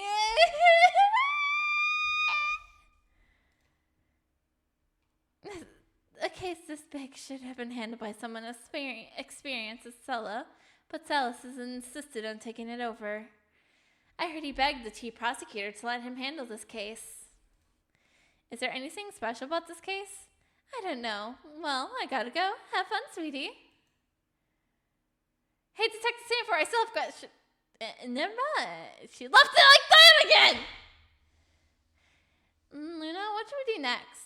The questions are done. Now it's time for some on-site investigation. Oh, I like that. Let's go!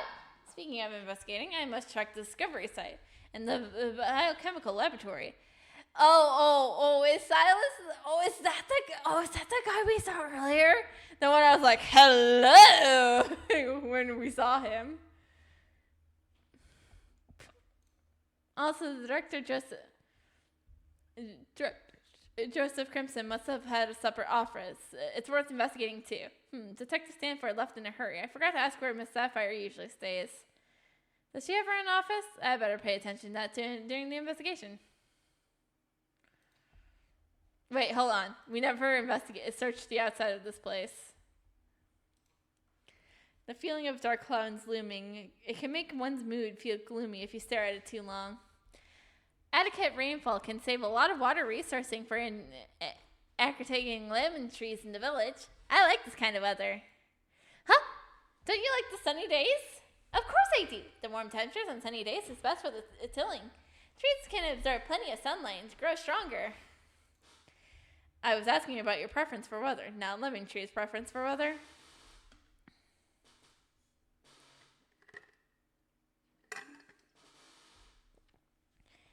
The middle of the gates is filled with gear-shaped patterns and mechanisms, quite matching for their overall style. It just seems a bit out-placed in the middle of nowhere like this. I'm trying to push it, but it didn't budge. It doesn't look like the type that can be pushed open. Maybe turning the gears will open it. That sounds amazing. I'll go back and tell Alter about it. Maybe he can make the village gate work like this. Aren't you afraid that your grandpa doesn't know how to operate it and can't enter the village? This is the only building that sends out for miles around. We're really in the suburbs. Is that so? I think this place is not much different from the Lemon Village, but just with a fewer plant variety. After all, it's a research facility, and there must be a lot of pollution. Not very conducive to plant growth. Really? Generally, places aren't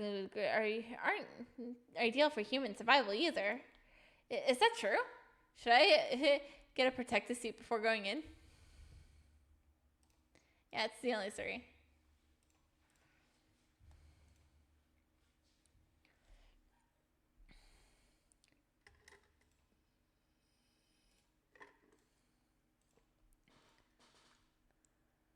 Elevator.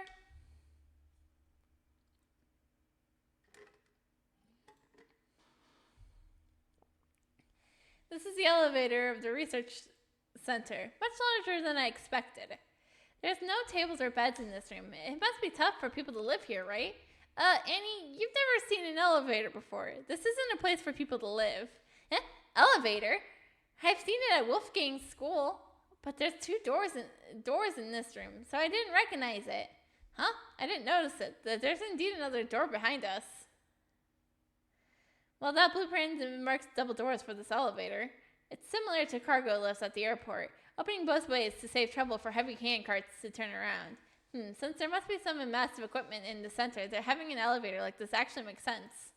There's words that elevator plague. Approved on the plague. Approved load captivity. 10 tons. What does this mean? 10 tons? That's quite a load. Regular elevators are just full with 10 people.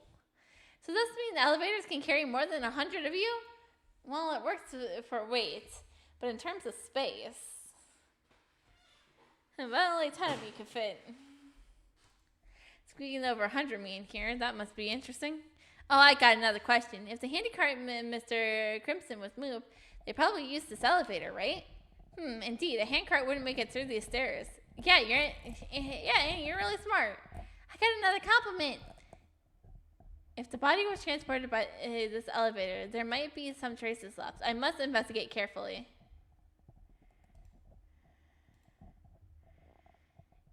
What's this?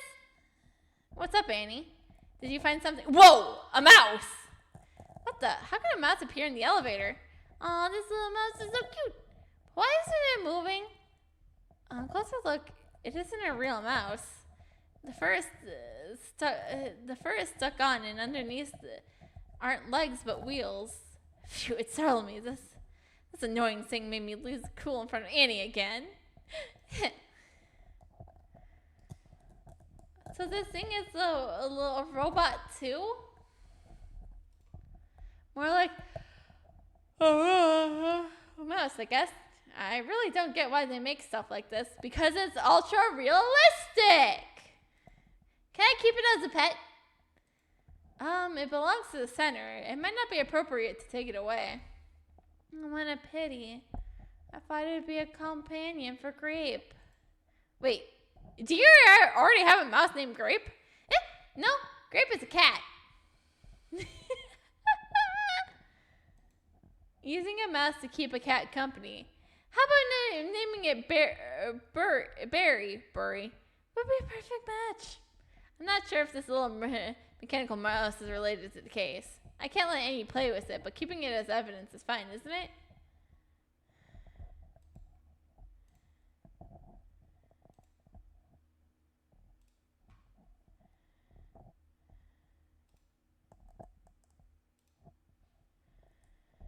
There's a phone receiver here. Let me see. There's only one, but on the phone there's no keypad for dialing.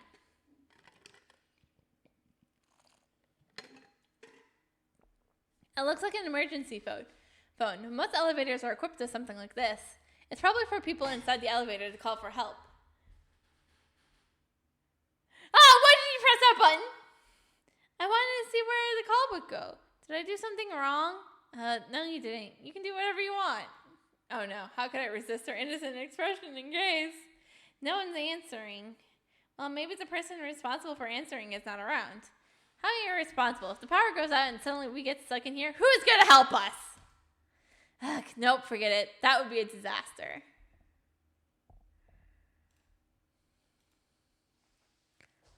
There's so many eyes here. What do they mean? Those aren't eyes. They're room numbers. The eye represents 1, 2 represents 2. The research center only has 3 floors, so using room numbers for the floors isn't inconvenient. Wow, that's how Roman numerals work. Living as a Roman must have been very challenging. If they wanted to write 10,000, how many eyes would they have to draw? That seems like a lot of work. I don't think it works that way. Okay, let's move on.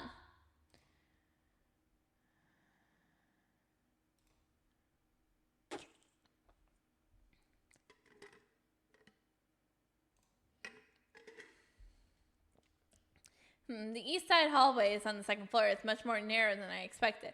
What are the 2 rooms in front for? One on the right says biochemical laboratory. The other was the body was found, wasn't it? We need to take a little look into this later. The room on the left says locked, but there's a sign on the door that says vacant. What does that mean? Probably just an ordinary empty room.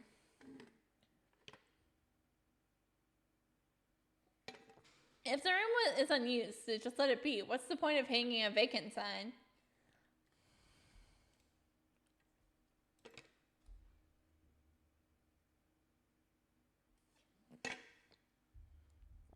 Where's the handy cart? Is this where Mr. Crimson was discovered? Definitely. There are still blood stains on the ground. Yeah, why did I see a little person outlined with ropes? I remember in our village case, the police used ropes to outline Mr. Gariano at the crime scene. You mean the body outline? It's probably just because the director's body was found on the handy cart. Even if there was a blood outline, there should be on the hand cart, not on the floor. Oh, got it. So if someone dies hanging midair, but by like hanging, how would that be outlined? No idea. I never thought about that before. I didn't expect being a policeman would be so difficult. By the way, where did the handy cart go? I've only seen it in the photos so far. If there's a chance, I'll ask Detective Sanford about it. Alright, time's short. Let's move on. Yep, no problem. Okay. I saw a blackboard on this wall, but it turns out to be a display screen. I can't understand a single word. It's so difficult for a liberal arts student like me. Oops. What if Annie gets intrigued by these contests except for my explanation? If so, my dignity as a sister and working professional would be at stake. Maybe I just check on her first. Great, she's not interested. I suddenly feel so pathetic, kind of pathetic for myself.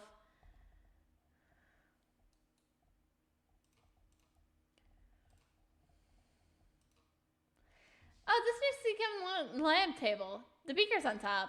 I haven't seen it since graduating high school. Old memories coming back. Did you use cups to drink water back this in a place called high school? Nobody drinks water from a beaker, I think. Chat, you don't, right?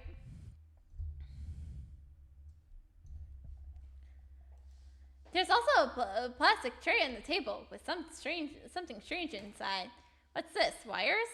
On closer look, the inner core of these wires is black. Why don't they seem regular copper wires?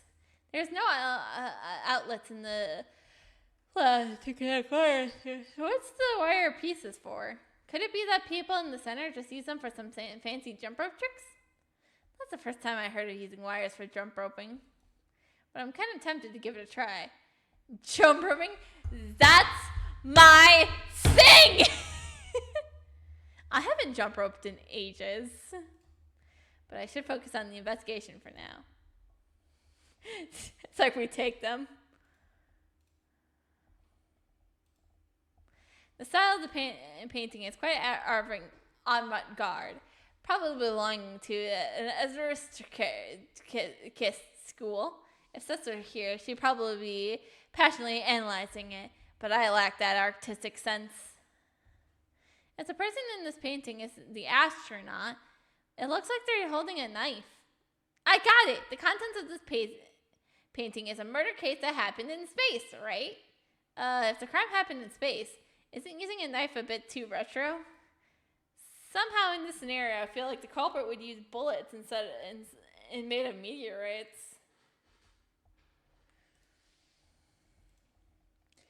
Inside this cabinet is medicine. Isn't the center supposed to study robots? Why do they stock so many medicines? Maybe these are specifically for robot illnesses. Let me see. Goodbye cold, hello stomach. These are just some ordinary medicines. I know. And these medicines are for researchers who get sick. Well, that makes sense. Wait a minute. This is a laboratory, isn't it? As if you say it would be more like a clinic. What a mysterious room. What's this, a curtain? I think it's more of a shower curtain than a regular one. Maybe someone's taking a bath in there. Who would take a bath in a biolab? Well, let me open it and see what's inside. Whoa!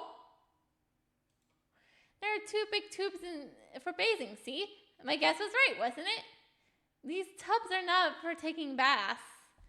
The labels on the container say biometric specimens, probably materials for making ultra-realistic robots. This area doesn't seem to have any suspicious traces. It's probably unrelated to the case. Its color and appearance are quite uncomfortable. I really don't want to look at them anymore. Fine. Looks like we gathered all the information we can from this room. We can stay a bit longer, but it's about time to move on to the next place. Well, I want to look at the blood! Is that blood on the ground from Mr. Crimson? Yeah, probably. I mean, with that much blood, it couldn't have been just from a wound or something. The shape of the blood stain is kind of weird, like someone wiped it before. Indeed. It feels strange. If someone wanted to clean it up, they could have made it cleaner. What's the point of wiping it into this shape?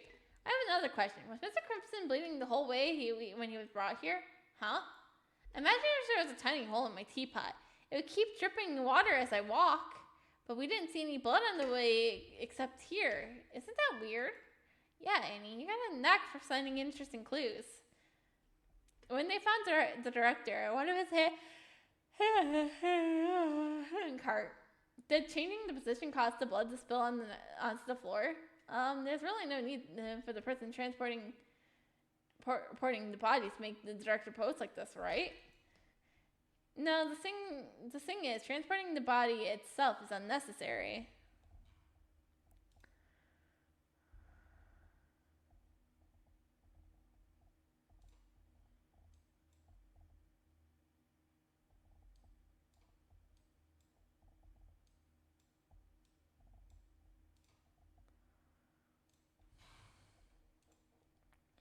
Come on, the more we look into it, the more confusing it becomes.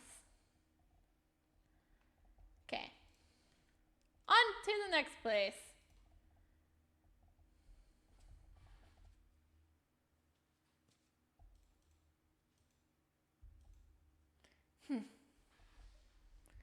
The simmer has run out of hot water again.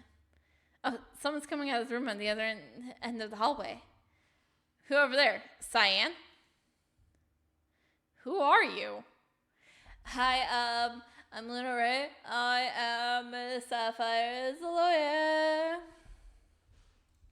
Oh, how uncommon is it in this center to encounter someone who looks normal. Hello, I'm Luna Ray, a lawyer. Hello, sis. Sir, I'm her assistant, Annie Lending. You look like my grandpa. He's not that old. I see. I am Simon Goldstein, the deputy director of this research center. Oh, so you're the deputy director that everyone talks about. Nice to meet you. Nice to meet you. I apologize for not greeting you properly. Please forgive me for my oversights. You're too kind. We saw you coming out of the room on the west side of the hallway just now. Are you the owner of the office? What's wrong? To be exact, I'm just a user of the office. This office, as well as the entire research center, is state-owned. That's true. The director has passed, and I have a lot of work to attend to. Do you have any other urgent businesses? Well, we might need a few minutes to bother you with some questions. How many minutes exactly? Can't say for sure, but I'll be as quick as possible. Seems like he's a very matchless person. I won't bother him with... Mr. Goldstein, what are your main duties? Doing research, writing reports, and handling trifles that the director doesn't have time for. Trifles? Yeah, it's like performance evaluations, project planning, budget reviews, organization, and internal activities. Those don't sound like minor tasks. Those are almost everything. The director is devoted to research, and I take care of the administrator affairs. It's a responsible division of labor. Yep, just like Grandpa's devoted to illness, and the villagers are handled by over to Dr. Vincent. Totally reasonable. Yes, that's totally how it works, Annie. Hey, devoted to illness. What on earth is that about? Are you here to investigate the director's case? Yes, I am the defense lawyer for Miss Sapphire. The center is so remote. You both look like trouble to rush here to help clear Zoe's name. Allow me to express our gratitude on behalf of the center.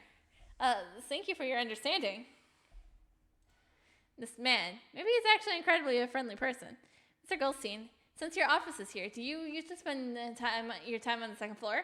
Can you define usually? Huh? Usually, I mean, it's like, how should I define that? Chill, Sis Lena. What we mean is, do you spend most of your working hours in this office? Indeed, I do. My speaking is worse than Annie's, who just left the village. What a shame. Speaking of which, could Mr. Goldstein know something special about the case? We need to ask him. Mr. Goldstein, for the purpose of the investigation, could you please share your activities on the day of the incident? Investigation? Sure.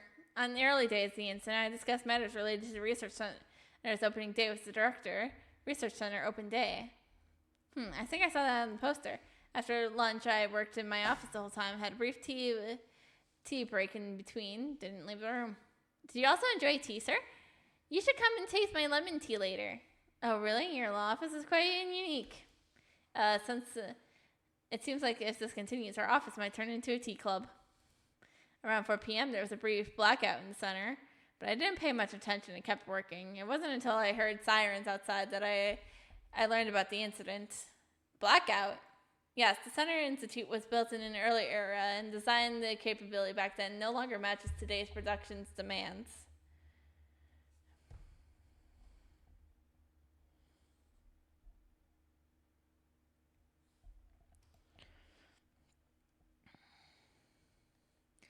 There was an unexpected thunderstorm yesterday. That could also be the cause.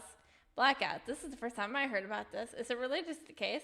Of course, statements like that can't serve as an alibi. What? Mrs. Lawyer, if you want to suspect me, feel free to do so. No, you're misunderstanding. I was just casually asking, not implying any suspicion towards you. No harm in suspicion. Scientists never miss any possibility in their research. It's our ethical, professional ethics. Although I'm not very familiar with the world of lawyers, I assume it's not much difference. Indeed. Feels like I'm being educated by him. His words don't sound suspicious. He does seem to be telling the truth, doesn't he? Mr. Goldstein, how long have you been working at this center? I've been here for 8 years. To be exact, 8 years, 1 month, and 7 days. Just meticulous as always. What's your opinion on the other people in the center? Can you define opinion? Like your evaluation of their personalities? Or something like that? Do you think they have any connections to this case? I see. If you're trying to understand the case from my perspective, I have to acknowledge your efforts to uncover the truth and your dedication as a lawyer. What? Sis, I think he's probably praising you. Really? His way of speaking makes me confused. Besides, based on my daily experience, everyone in the center is a talented and upright. Dr. Crimson is truly a legend in the scientific world, and those he mentors are undoubtedly among the best. This research center is really something. How about Miss Sapphire? What do you think of her? Zoe, she's a bit careless, and the director scolds her quite often. But as an accomplished graduate and a distinct university, she's very knowledgeable. Maybe she'll make a name in the future. Seriously? An accomplished graduate from a distinguished university? You didn't know? Zoe's a neuroscience PhD who graduated from Harvard University with straight A's. Her thesis on sleepwalking caused quite a stir in the academic community. Are you kidding? But this thesis doesn't suit her style. In any case, I refuse to believe that she's the murderer. I earnestly request both of you to work hard and clear her name as soon as possible. Absolutely. Even if you didn't say it, we'll still do our best to get her out. Mr. Goldstein seems to be a really good person.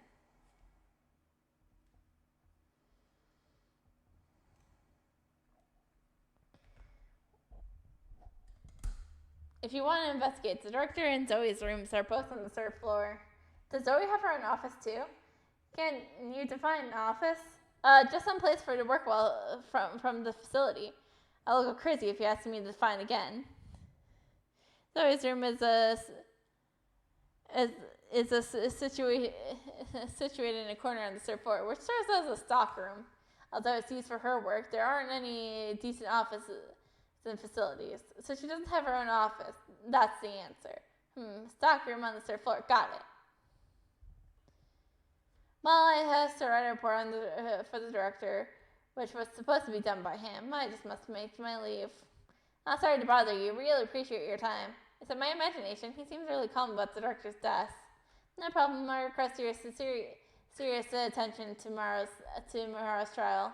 By the way, you will testify in court tomorrow. A young man did come to me for that, but I declined. Young man, is he referring to the prosecutor for tomorrow, Stella Skelchberg? The director just passed away, and I have official matters to attend to. Besides, the prosecution asked me to give testimony against Zoe, which I firmly refused. Phew, having someone like Mr. Goldstein here really is reassuring. So who will be testifying on behalf of the center tomorrow? It's gotta be Cyan, isn't it? Mr. Goldstein? Nothing. I just hope you two won't make things difficult for that witness. Make things difficult? What does that mean? Wish you smooth work tomorrow. Farewell. Mr. Goldstein seems like a kind person, but those last few words left me completely puzzled. I don't understand either. Why does he think we'll make things difficult for the witness tomorrow? Could the witness be a weak old lady? I don't think there's anyone like that in the research center. Mr. Goldstein has gone back to his office. We don't have a reason to investigate his office. We better not disturb him any more today. Given his words, it's the last trial to crack. What sort of witness will the prosecution bring in tomorrow?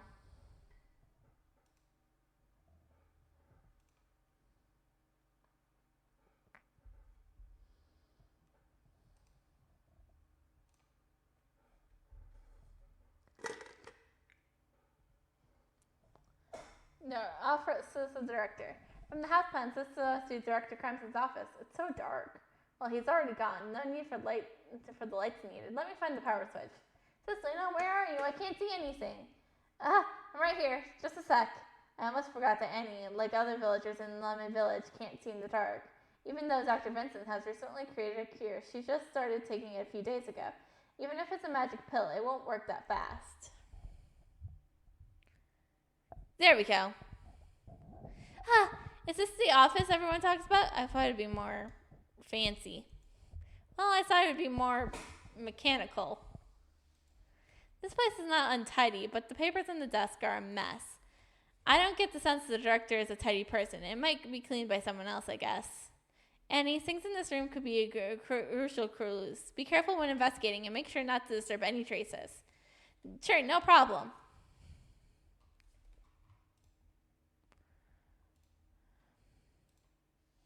There's a whiteboard. It's so strange. Why isn't it black? If there was a blackboard, writing on the chalk writing with chalk on it would be easily spread dust everywhere. It's not good for the health. Its director must be excellent in health. I wish I could ask him for advice on health. Why do you suddenly become sentimental? Looks like this whiteboard was used by the director to take notes. Let me take a closer look. Cislina, why are you so quiet? Is this a noteboard of a world-class scientist? I thought there would be more important stuff. But it's just random things. Is this pizza something delicious? I heard it from Dr. Vincent. But what does takeout mean? Takeout? Well, it's when you call and get food delivered to your door without leaving the house. Ah, got it. Just like the guys in the white hat who offer to deliver boxes of snacks to you, right? That's actually delivery, not takeout. There's a bit of a difference. I'll explain it to you later. The writing on the whiteboard has been dry for a long time. It doesn't seem recent. Let's take a look somewhere else. Of course, takes to the trash. Is this a bin for garbage? Looks so. Looks like the director tossed in here. Ugh, it's so dirty. A few failed printouts, all smudged black. Whoops, got ink on my hand. If you're worried about getting dirty, I can help you with that. No need. No matter what I can, and you look down on me. What's this? Looks like this paper was torn off a cardboard box. Indeed, there are still bits of brown paper on the edge. Let me check.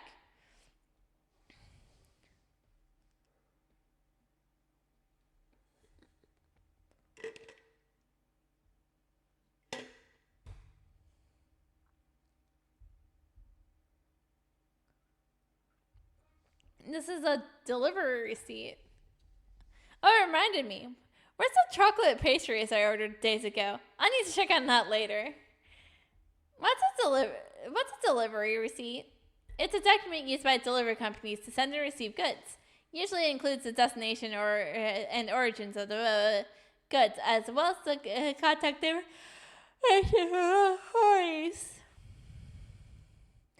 But why doesn't this delivery receipt have any contact information? It seems like it doesn't want to say who even sent it. That's true. There's recipients of this research center sent to the director, I guess. There's a postal code. 10009M. In my imagination, I feel like I've seen this number somewhere before.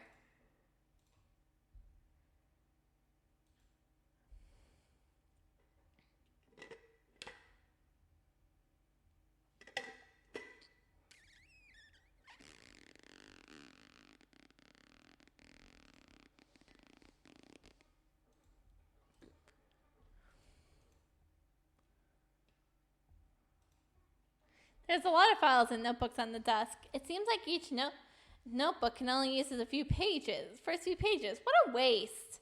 Maybe not different notebooks were used to record different things. Let me check this one. It seems like the director's schedule. Flipping through.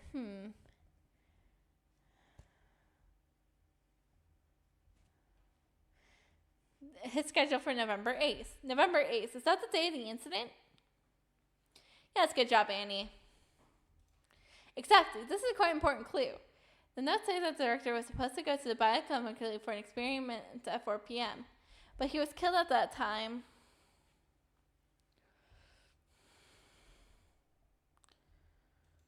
It also says, remember to wear the metal vest and helmet. What does that mean?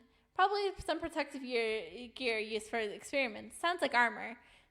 After he died after 30, should he be wearing the... He should be wearing the metal vest and helmet. But I remember that when he was found, he wasn't wearing them. This missing metal and helmet, where did they go? Alright, got all valuable clues from this room. I remember Mr. Goldstein mentioned earlier that Miss Sapphire's room is also on this floor, right? Yeah, it's a stock room. Let's hurry up and get over there. Hope she didn't leave any incriminating evidence in that room, fingers crossed. You know she has.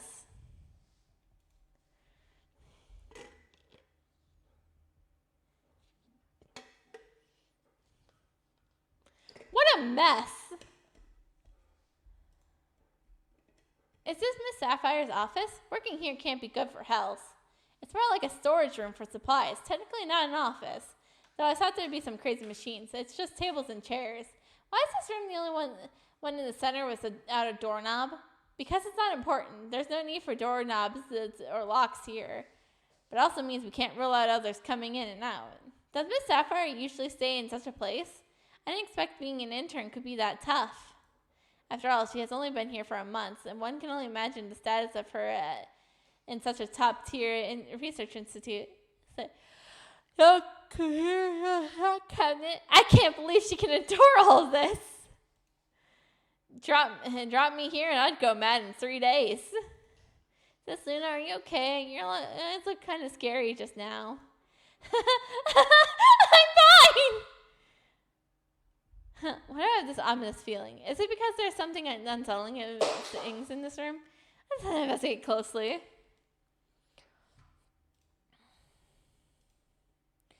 So the most eye-conscious thing in this room is this creepy stuff. Is it a doll? It looks kind of weird. It seems like a character from some popular kid show. I really don't want to get it so popular. On closer look, there's a bunch of pins and some text stuck all over the doll.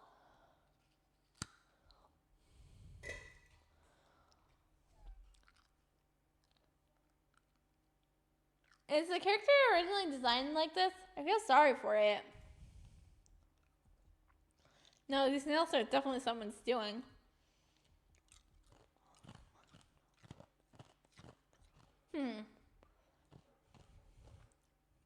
There are words scribbled on the doll's scarf. That messy handwriting, I can guess who easily wrote it. Dr. Grimson, I curse you. Well, what does that mean? Looks like our client did something pretty serious. The ominous feeling has indeed come true. I need to go ask her what happened.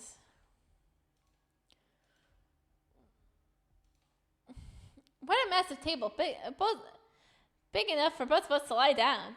Is this the table Miss Sapphire uses to work? Doesn't seem like it. Its height is tricky. It's too short for writing or reading. It's also a bit too high for a coffee table, and there's no coffee table this size. It's to sing on the table a piece of cloth. It's a bit sad if the clothes ended up like this. Let me take a look. It's still wet, and there's some stains. Got it. This isn't clothing. It's a rag.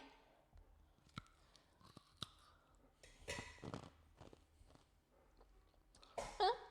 Do people in the cities use such big pieces of rags? No, I think she's just being lazy about cutting it. And closer like this, some faint red marks in the fabric. Is this what I think it is? I ask about it later.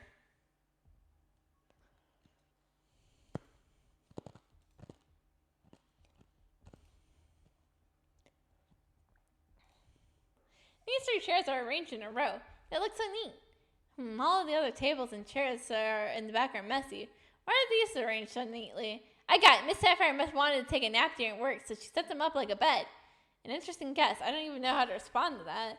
Sleeping during work hours isn't a good habit, and these chairs don't seem very comfortable. Let's try and see. Ow! What happened? There's something super hard under the cushion, and it's poking me. Let me see. What's this? A black box? A small box with buttons, an antenna, and an indicator light all at once. I don't know exactly what it's for, but it's got the vibes of remote control. A remote control? You mean like this thing Ultra uses to flick the channels on TV? But it's got just one button. The TV must have a few channels. It probably isn't just for changing channels. Let me press it and see. Wait, why do I suddenly feel like I shouldn't press it? Right before my son went down, I got an ominous feeling. Maybe pressing it would lead to something really bad, so maybe I'd better not. By the way, this remote control, I feel like I've seen it somewhere before. Now you mention it, I'm starting to get the same feeling. Where did I see this before?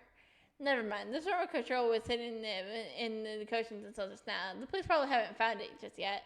Might become my trump card. Unfortunately, I accidentally touched it. But a few defense lawyers, the fingerprints won't matter, right? Okay, we've gathered all the clues we can from this place. Let's go. Yeah! It seems ordinary stockroom. I found a lot of unexpected stuff. To get things clear, I better have listen to what Zoe the staffer has to say.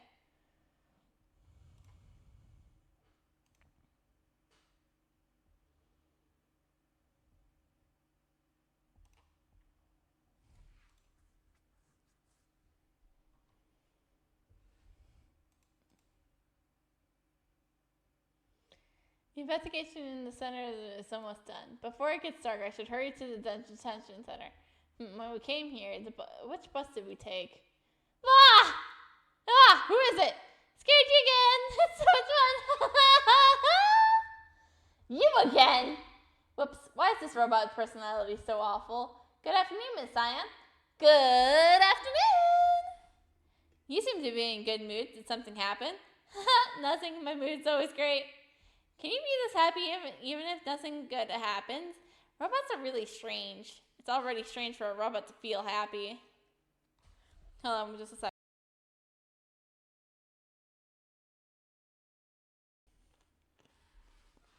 By the way, Miss Ryan, is there any other robots in the center besides you? Yep, of course. Maybe everyone you've seen here is a robot. Really? Is Mr. Goldstein a robot too? I love that face. Of course it's not real. I'm the only ultra-realistic robot left in the center. And the others aren't humanoid. Totally freaks me out.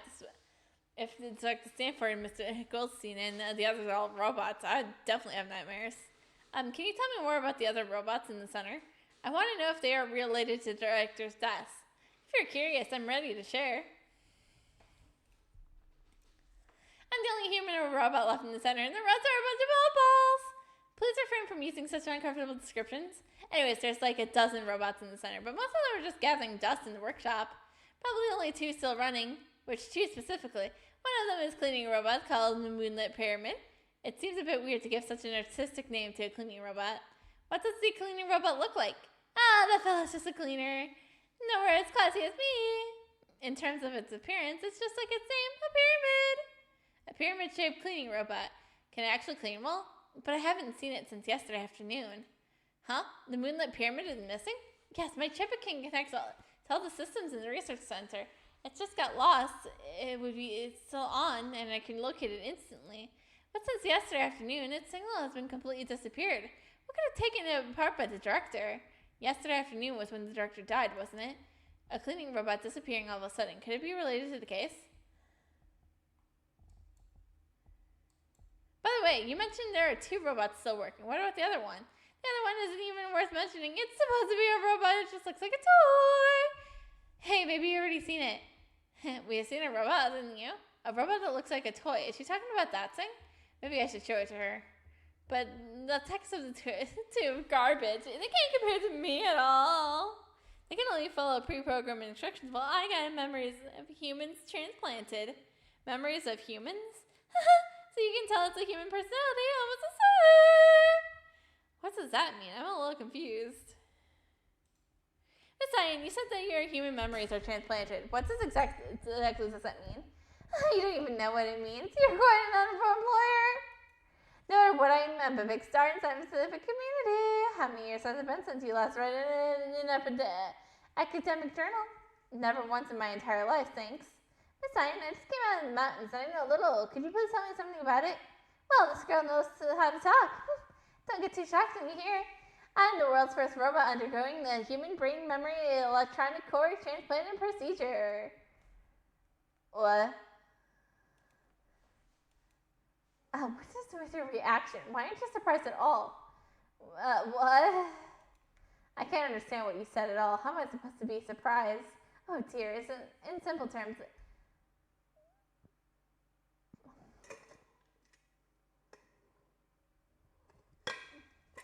Yeah, I'm not reading that. What kind of simple terms is that? Now I'm even more confused. It doesn't matter, just because I don't get it either. I'm just reciting what it's in the database for you. In short, for some reason, you have human memories transplanted into you. Exactly, you got it now. Something so seriously cool tech. Yeah, the lady named Cyan Miller used to be a gymnast, then a bam, car crash, and a story. The doctor swoops in before her brain goes kaput, transplanting those memories into her electronic core. And bam, I came to life. Yours truly was a robot Cyan. Oh, hold up, that's not exploitable tech. Like, seriously impressive. I'll take that as a compliment. From the beginning, I found it strange that a robot named Sam can only chat with us, but even has her own emotions and personality. It makes sense of how it's evolved into implanting human memories. For real, this research capabilities in this place are groundbreaking, truly marvel. Oh wait, we had a show. Miss Cyan, this is considered a robot? How did you manage to catch it? Be careful, the director might scold you for that. Is this something important? Well, the director is already dead, so there's no one to scold you anymore. Forget it. Take it and do whatever you like. Seems like it's not important at all. Listen, even though this thing looks like a mouse, it's still considered a robot, you know? A robot that's easy to squash with a foot. That's kind of sad. Don't just step on it. I wonder what the story behind this mechanical mouse is. Since I brought it up, might as well find out more about it.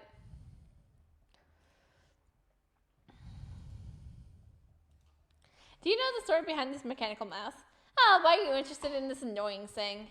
It's one of the director's earliest works, but it's stayed in the center much longer than me. Aside from running around, it only knows how to charge up and fix itself. So what's the point of the director designing something like this? You just don't get it. Tell me, as a human, why do you bounce around every day? Why don't you just flop on the ground when your energy runs out? Energy runs out? I got it. Humans can keep moving every day because we eat and sleep, which refuels us and gives us our tired bodies and brains a break from right. Exactly, human activities need energies, and robots consume even more. If they need something to manually charge them every time their power runs out, that be too much trouble. But the director really valued developing a self-repair and self-energy seeking functions in robots. This shabby mess here is his masterpiece from the early stages of the project. It's just a masterpiece. Can't you use a nicer term? Anyways, the mouse has been roaming around the center for 5 or 6 years. 5 or 6 years, that's quite a long time.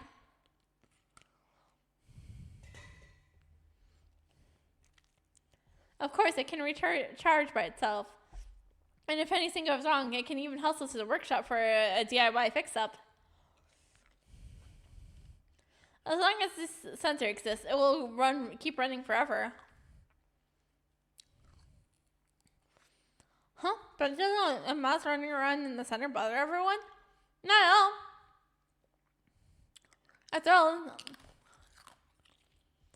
all these years, people in the center are used to it. Even Zoe, who's only been here months, doesn't give it a glance.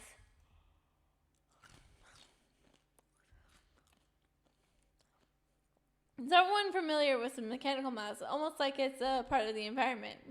Might as well note that down. By the way, Miss Cyan, do you ever run out of energy? My skin is high-tech marble, but embedded with a bunch of tiny solar panels. If the energy runs low, I just step outside and soak up some sunshine for a bit, and it gets quickly fully charged. That's really convenient, even though it sounds a bit like a plant. I got caught up in chatting with you. It's already 5:30. Any problems with that time? Of course, a big problem. That's the time for my favorite sci-fi masterpiece, 4 sides to start. Gotta grab a cable, plug it in, and binge watch, catch up in time. That's a unique way to binge watch. Enough chit chat. See you later. Bye, Cyan. Bye-bye. Bye-bye. She turned her head 180 degrees to say goodbye while we're walking away. That's quite something. Sis Luna, the last bus is coming soon. Let's hurry. All right.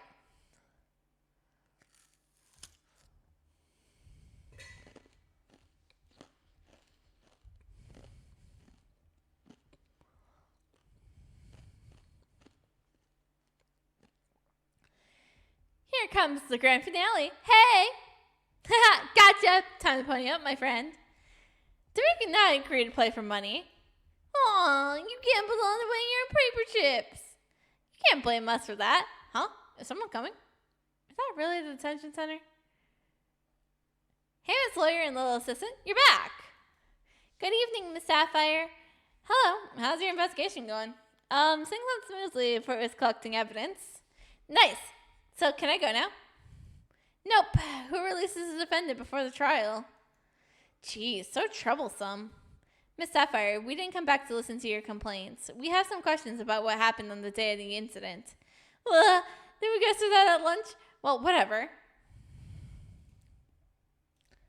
On the day of the incident, what were you really doing at the research center? I already answered that question. Just went to work on time and ate my meal and scheduled, went to bed on time, and then went home and it started raining in the afternoon. Apart from that, did you do anything else? No, I guess. Such vague tone.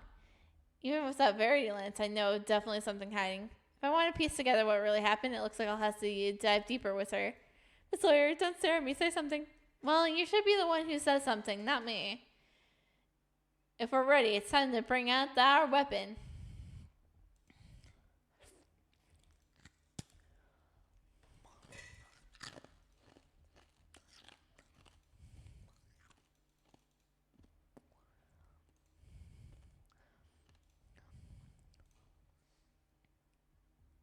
What? What's this? A hammer? Just pretend it doesn't exist. And it doesn't look like a hammer at all. It's a lance!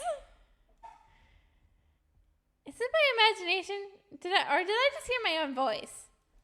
This is something Alter made. You might ask him why he chose to play it. Oh, so it's Alter's invention. Got it. Are we supposed to use it to break glass and free Miss Sapphire? If we really do that, we'll both end up locked inside. Time for a meeting to run right now. I need to use this tool to get in the information I need. I had known from the lie detector earlier that Zoe Sapphire isn't the killer, but she's not completely unrelated to the case. I'm not sure what she was up to on that day. I need to find a way to get her talking. Alright, let's start with the most obvious evidence. The weird thing that's enough to show the police to consider her a suspect. This is my first time using the variety lance on my own. Hope nothing goes wrong. Okay, let's begin. Miss Sapphire, as your lawyer, it's my duty to understand the whole picture of the case when defending you. I don't know exactly what you did, but if you don't be honest, it'll make things tricky for me in the courtroom. Is it really that serious? It's not that big of a deal. No matter how serious it is, you must have done something suspicious or the police wouldn't have brought you in. What? Don't suddenly talk to me in a serious tone. It's scary. Oh, I can't put up with it.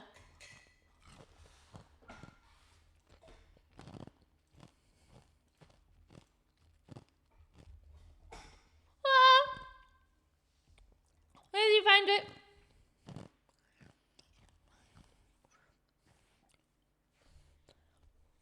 I heard from Mr. Goldstein that you, as an intern, you don't have your own office yet. So you spent your time in the stockroom on the third floor. This creepy doll stuck with some taxes made by you, isn't it? Well, it is really a big deal. The name written on the doll is none other than the victim of this case, Joseph Crimson.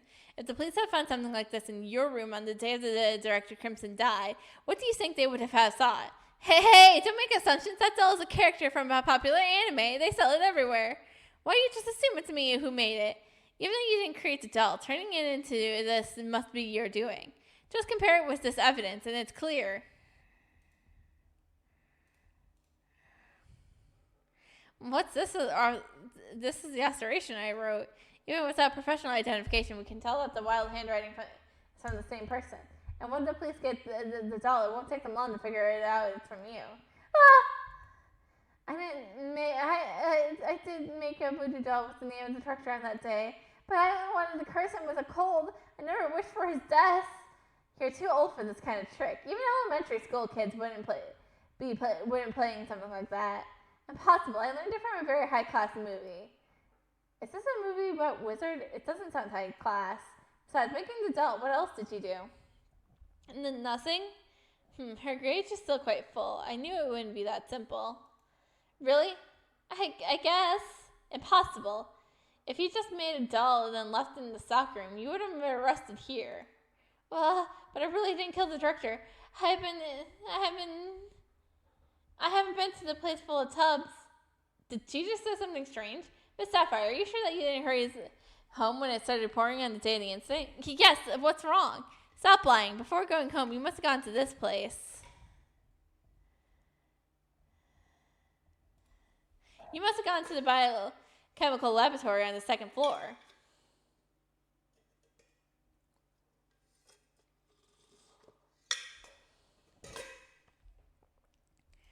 Oh, how do you know that? Biochemicals where Joseph Crimson's body was found. If you hurried home after the afternoon, there's no way you could have known where the body was discovered. But just to prove your innocence, you just said I haven't been to the place full of tubs, right? It seems like attacking her solely contradicts her words. It's not to break her defense. Right now, maybe I could use that evidence. Sapphire, you still don't tell the truth. I'll do it for you. This evidence proves that you were in the biochemical during the incident.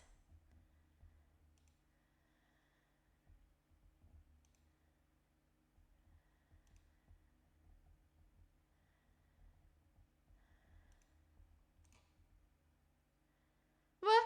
How did you even find that out? The rig is still wet, proving that it was used not long ago. There's also red marks that I didn't initially associate with anything, but now considering the condition of the ground and where the body was found, Miss Sapphire, you're the person who wiped out the bloodstains on the crime scene, right? Well, you caught me. Why did you tell me from the beginning that you didn't do something so suspicious? If because I told you, you would definitely scold me just like you were doing now. I'm just prone to being careless. Why does everyone scold me?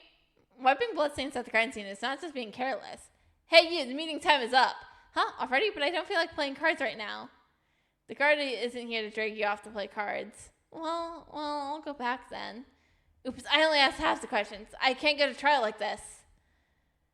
There's no time to beat around the bush with her. I must ask the remaining information in the most direct way. Miss Sapphire, is there something I must figure out? Which is the reason. Reason? For what? If you didn't kill the director, why were you at the crime scene? Why did you destroy the original bloodstain? Well, if I tell you, I'm afraid I would scold me even more fiercely. Being scolded by me is much better than being convicted guilty. As long as you didn't kill him, everything else is just fine. What? Really? Everything? Wait, what? Wait, if she... Although it's hard to believe, I suddenly have a very terrible idea. But what? We're not in the courtroom. I don't have to present evidence for what I say, but let me take a bold bet. I got it. You appeared in the biochemical lab because... You're the one who moved the body to the biochemical laboratory, right? Well, do you have any evidence? It's just a random guess. Maybe I'm right. I don't have any evidence right now, but it's easy for the police to confirm it. What? Really? If she can mess up cleaning bloodstains, I think there's something she hasn't handled yet. I don't have evidence right now, but investigating this item will reveal the truth. This is the handcart used to transport the experimental materials into the research center. Yes, it's also the handcart used to transport the director's body. Let me guess, since you can't even mess up cleaning bloodstains, you must have forgotten to wipe away the fingerprints on the handcart, right? Well, I didn't think about that.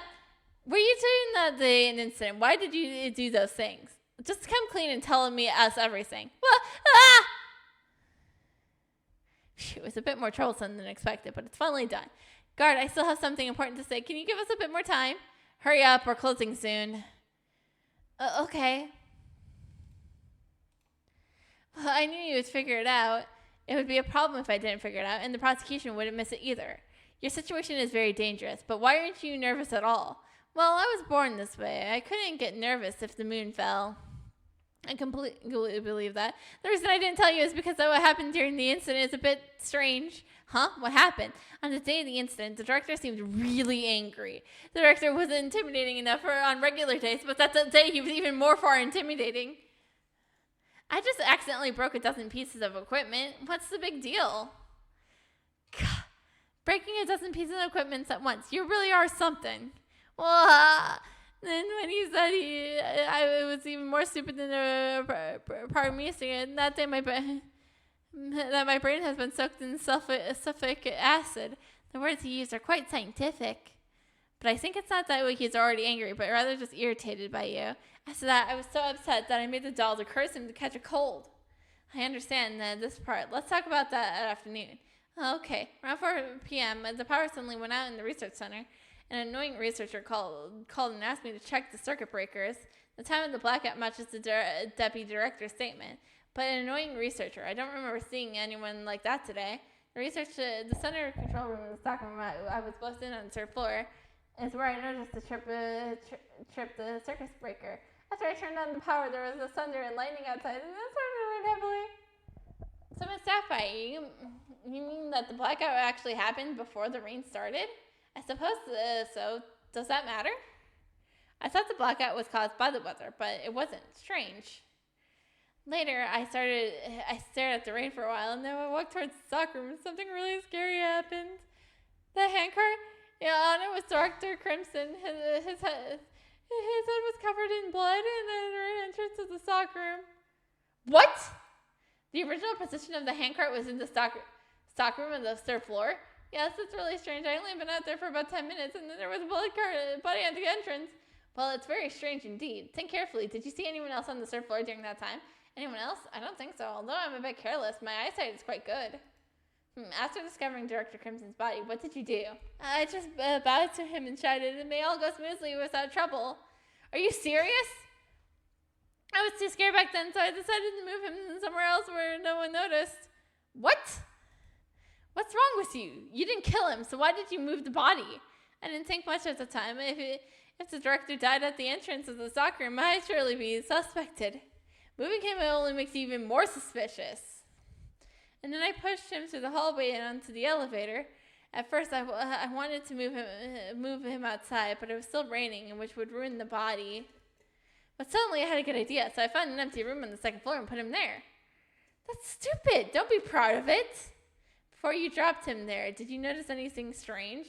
For example, was the director wearing a metal vest or a helmet? What? No, he was just wearing the normal white coat at the time. Then where did the metal vest and helmet go? Maybe I was wrong. All right, if you insist there was something strange, tell me. When I saw the director at the entrance of the stockroom, I noticed he was still holding an odd object. Yes, it was in his left hand, but he was gripping it so loosely, which it seems like it was a place after he died. What was it? Well, I was in panic, so I didn't look closely, but I think it was a black box. I wanted to push the handcart away ASAP, but I was afraid that box might fall midway, so I put it in the stockroom. I see. I suppose this is the black box you mentioned, right? Well, yes, that it is. Even though this remote control was placed in the director's hands after death, there's still likely fingerprints on it. Luckily, I've carefully preserved these pieces of evidence without damaging their surfaces. No more than once I touched them. Phew, it's only in times like this that I realize how Chief's teachings were. What exactly is this box for? It's not an ordinary box. It's actually a remote control. A remote control? Could it be for the director was controlling the handcart to come to me? Your imagination is way too wild. What it's used for doesn't matter. Tell me, have you seen this remote control before the day of the incident? What? No, I checked nearly all the instruments and experimental materials in the center. There's absolutely no such thing.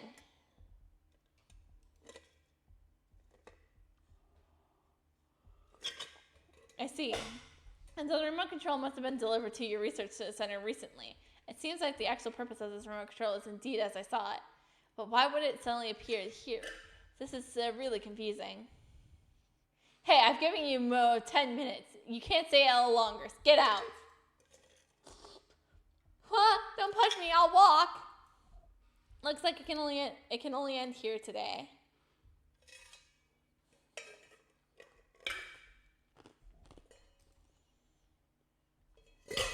This later, I'm counting on you tomorrow. Please do your best to get me out of it. Help me get out, Molly. I will. As long as you don't talk nonsense in court.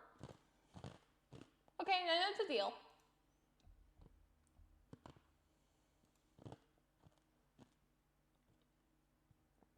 So, sis Luna, have we finished all the investigation? Yeah, we're done. We've done all we can, but I'm still quite worried. Modus operandi, unknown, other suspect, none, evidence to prove her innocence, none. Oops, seems I got myself in big trouble. Don't worry, I think as long as we believe in Miss Sapphire's innocence, we can definitely win, right? If only if it was that simple. I haven't had a chance to ask her about what happened after she put the director into the biochemistry lab. I hope nothing bad happens. After the investigation, Annie and I returned to the office at night. Not only did a lot of accidents happen, but I also unexpectedly took on this defense case. Although I'm still a bit confused right now, the existence of the remote control indicates one thing. The case is definitely more complicated than it seems. It seems as the Crimson Ultra-Realistic Robot Research Center is really connected to Sky Shield. Phew, I still don't have enough information for that. No use thinking about it now. Seems like some information can only be collected in the trial tomorrow, although I'm a bit worried about that new prosecutor I've never heard of. I don't have extra time to investigate him now. This case will surely reveal many unexpected things. Continue finding the truth until the end. Maybe I'll uncover the hidden truth I want in the meantime. Oh yeah, and definitely don't tell Charlie about our new.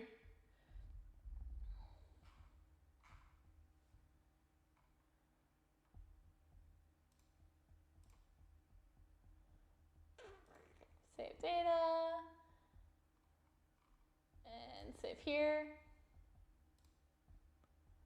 And close, because that's it for tonight. That's all we're doing tonight. Thank you all for joining. Had a lovely time. Had great fun. Like I said, I won't be back tomorrow because I will be over at Madcap's channel for his big return to stream after, having a baby.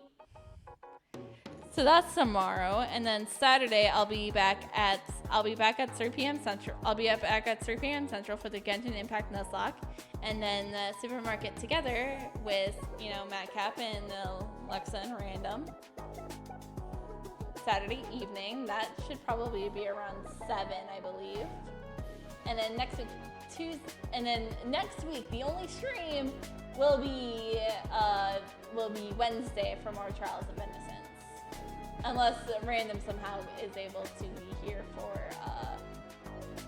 if Random would be somehow around for the Nuzlocke, which I doubt he would be. That's the reason we do it on Tuesdays. So I will see you all later. Bye!